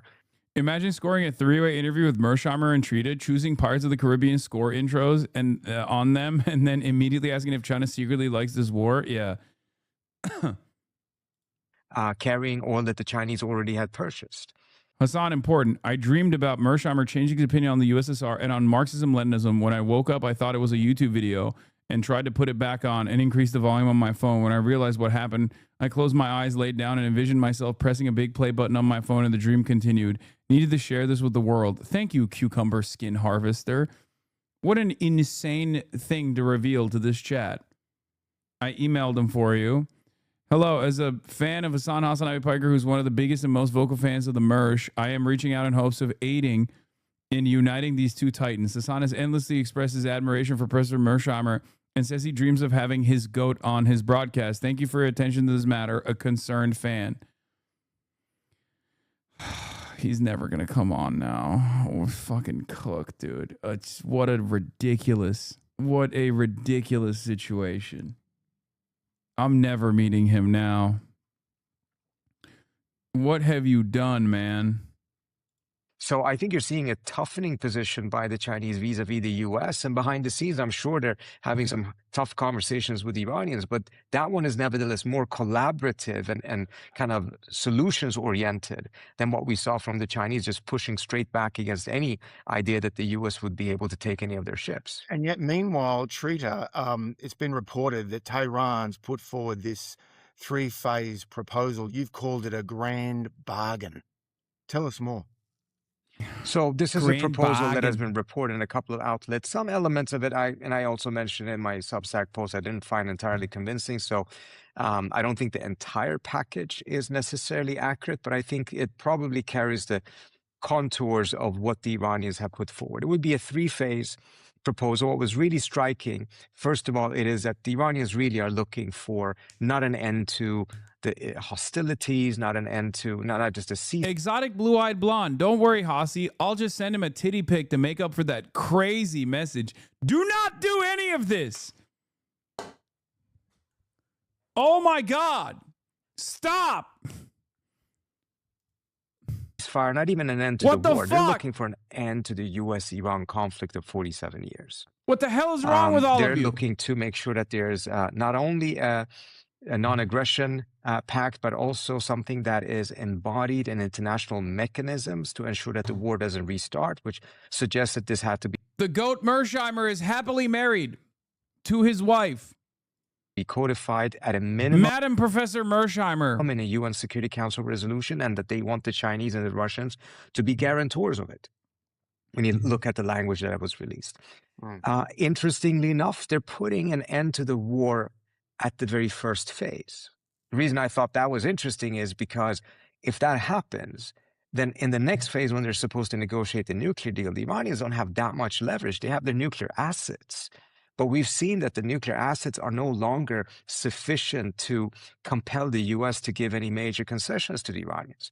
So I suspect that the reason why they put that in the first part is potentially because it's a concession to the Chinese and Asian countries, trying to essentially make sure that they get the Strait open, etc., first, so that these countries will not suffer economically before they go to the nuclear talks, even though it actually reverses things from the standpoint of where Iran would have the greatest amount of leverage. And the last phase would be, if all of this works out, that there would be a new security architecture set up for the Persian Gulf, which is a long-standing Iranian position already back in Resolution 598 that ended the Iraq-Iran war. The Iranians interjected, I think, the second to last paragraph about that, and that it would actually be done under the auspices of the P5. What about the uranium enrichment, though? So on the uranium enrichment, that's the part that I found most unconvincing.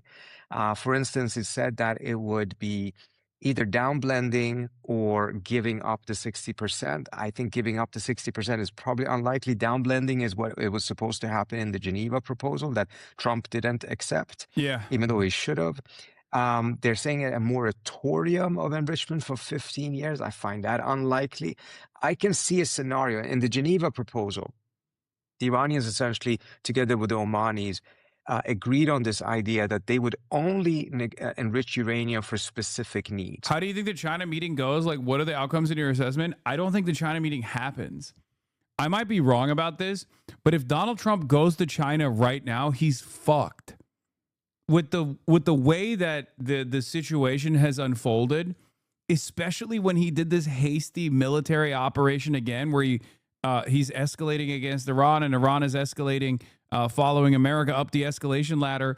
This is an unbelievably bad scenario for the United States of America in the Beijing summit.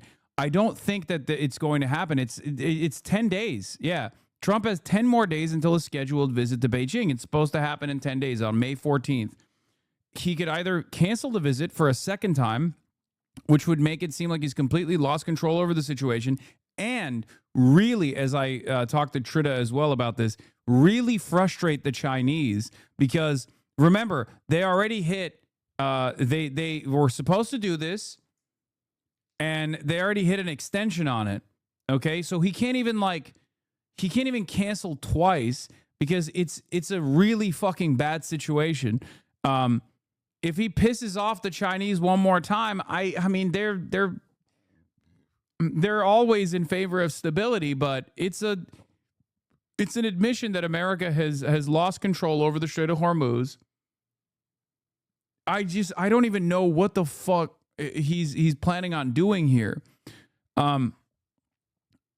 It will make it seem like he's completely lost control of the situation, or arrive and be subject to a situation where he is pressured over the continued closure of the strait, which will wind up becoming the dominating issue in the talks alongside Taiwan. Trump now would want to turn the Iran page as quickly as possible, said Wu Xinbo, a foreign policy advisory committee member in the Chinese foreign ministry. If the U.S. had gained an upper hand, Trump would have much stronger leverage. This is what I said as well, if you recall, for the past month or so. But now it's clear the U.S. simply couldn't handle Iran. So in a sense, when it comes to negotiations with China, its relative bargaining position has been weakened. Yes, Trump wanted to go into China with two cards in his hand, Venezuela and Iran. Okay, this would have given Donald Trump tremendous leverage over the negotiations with Beijing. It didn't happen. It happened in Venezuela with relative ease, but it didn't happen in Iran at all because Iran was like, fuck off, we're fighting back. And the thing is, Venezuela and Iran packed up would give Trump leverage, right? But it still would not have evened the playing field against China. Okay? There's also that as well. Venezuela also turned out to be a nothing burger, nothing changed. No, what are you talking about? No, it's a huge ordeal. No, you're so wrong about this. Venezuela was China's entry point into Latin America. Venezuela is a huge deal. We're like, you mean nothing changed as in like Delcy Rodriguez is in charge? Who gives a fuck? It doesn't matter. Delcy Rodriguez is now a loyal and reliable asset to American interests. So that is a tremendous amount of leverage that, I mean, it's not a tremendous amount of leverage necessarily over China, but like it gives an upper hand to the United States of America. It's a card that the United States of America now holds over the Chinese. Meant for the Venezuelans in general, yeah, that doesn't matter. We're talking about states negotiating with one another. We're talking about diplomacy. The little guy is not even secondary in this conversation. Like the ordinary Venezuelans and their experiences have never been a part of this calculation from America's perspective. America doesn't give a shit about that. This is the exact same thing that I tried to explain with Ukraine, right? America has never given a shit about what happens to average Ukrainians. It's more so state versus state maneuvering here, right? Whenever I say this, by the way, people get very frustrated. I've said this in the past about Ukraine, and people have gotten really upset with me for saying this. It's up to you to believe whether or not America is actually invested in the liberation of Ukraine, but America is not invested in the liberation of Ukraine, as America has made it very clear, right? What's your evidence for Delcy being a U.S. asset? Genuinely asking, I don't know. Her statements that she has released in the aftermath of the attempted White House Correspondents' Dinner assassination could give you an immediate inclination into where she stands. I know that a lot of people want to act as though she's like, totally independent here, but that's not the case. Yeah, she's not sending oil to Cuba, for example. Venezuela had a relationship with Russia. Venezuela had a relationship with China. Venezuela is now sending oil to Israel. Like, what are we talking about? Venezuela is not only sending oil to Israel, but also all the oil revenues are going through the American Treasury. You know that, right? Offshore, out of Treasury reach. Okay. Last I heard, Russia had a tanker on the way to Cuba. Whatever happened to that? Oh, they did. Cuba is receiving oil from Russia, or at least received one oil tanker so far. Not sure if they've received more. Does that mean U.S. is cooking the books? U.S. is taking a percentage of all the oil revenues of Venezuela right now. Like, they are currently doing that. That is what's going on. That's why Chris Wright was in Venezuela recently. So, yes, Venezuela is now a total vassal to U.S. interests. They also seized a bunch of Venezuelan gold as well in a way that, in a manner not dissimilar to Iraq. When we invaded Iraq, they're doing the exact same thing to Venezuela, except it was a much cleaner operation in comparison to a permanent military occupation of Iraq for like fucking 12 plus years.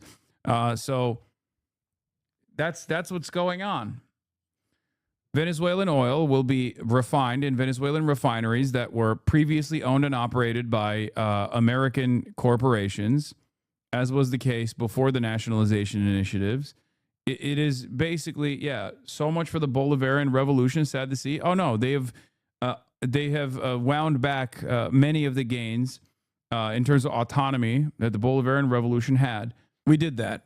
And that's a big deal. That is leverage over China. Now, China might not think that it's like that significant. Clearly they don't. Clearly they don't consider that to be that important.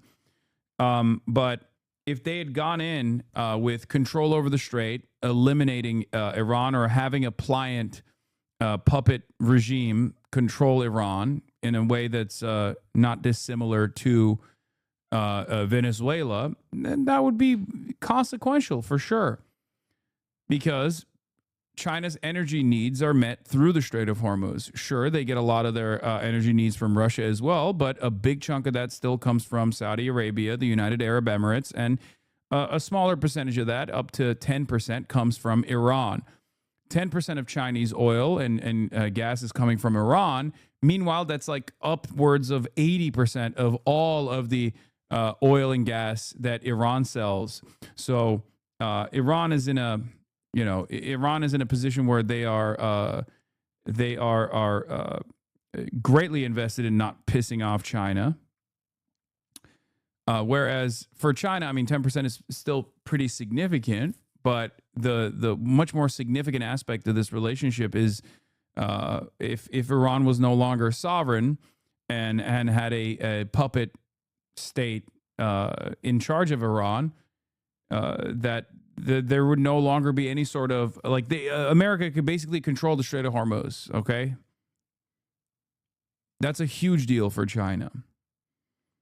Now, I don't think America would piss off China regardless. Like, that's why I'm saying America would have leverage in this negotiations process against China, because China has export controls that they can deploy on the United States of America and render its entire national security and its entire industry ineffective. Okay? If China could, like, if you go to the table with China, and you have Iran and Venezuela, then you can at least threaten China back when China says, hey, we might do export controls if you do something silly, right?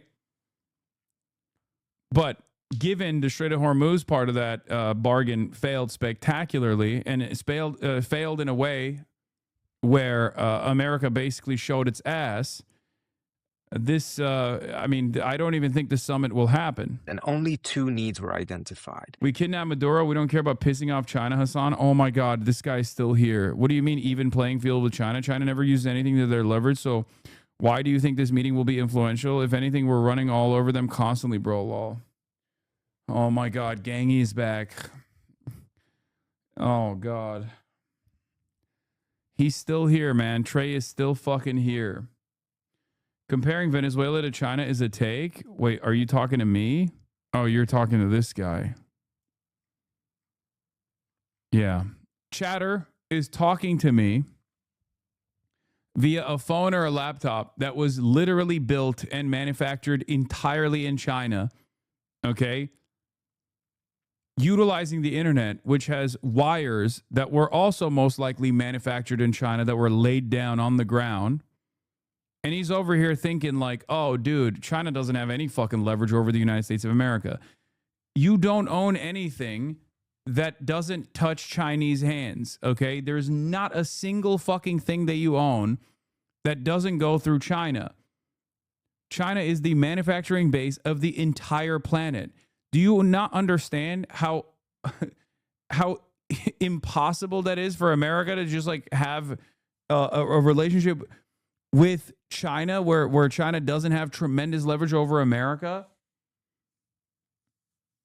China has a monopoly on the procurement and refinement of all rare earth minerals, including magnets that are necessary for American missile production. Why the fuck do you think Trump is going to Beijing if America is in such a tremendous position of power over China? An American company, though, big bro, and they never use their leverage, though. That's what I'm saying. An American company is meaningless. If China says we're going to do export controls, then all American companies perish overnight. What are you talking about? Our saving grace in this circumstance is that China is invested in maintaining the current system. God, this fucking jacket. So hard to take off. Ugh. You know how Iran has been able to utilize the complex network that we have designed around the globe, like global capitalism?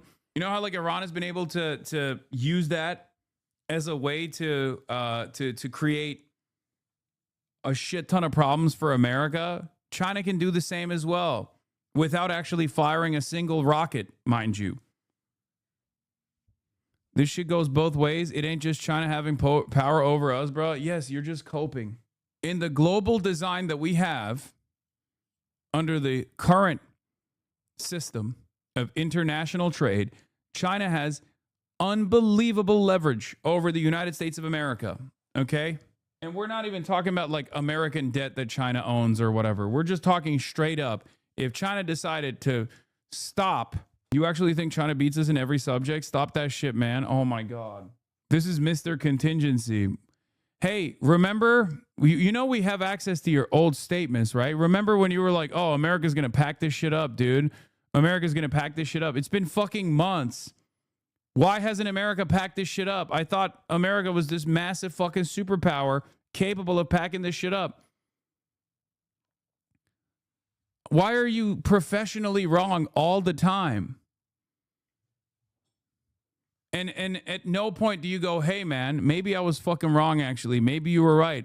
See, they do. Why the fuck are we steady bombing Tehran daily? Answer the question on why we're bombing Tehran daily with no air superiority. This is before they dropped that F-15, you know? How do you sit here and listen to Iran's lies like this? You make the point that you're coping, my boy. The media will not talk about successes. Also, an air campaign takes time, gang. 3/12/2026. Kurds have invaded Iran. 3/4/2026. 3/3/2026. Breaking. The United States and Israel seeking to foment an armed uprising.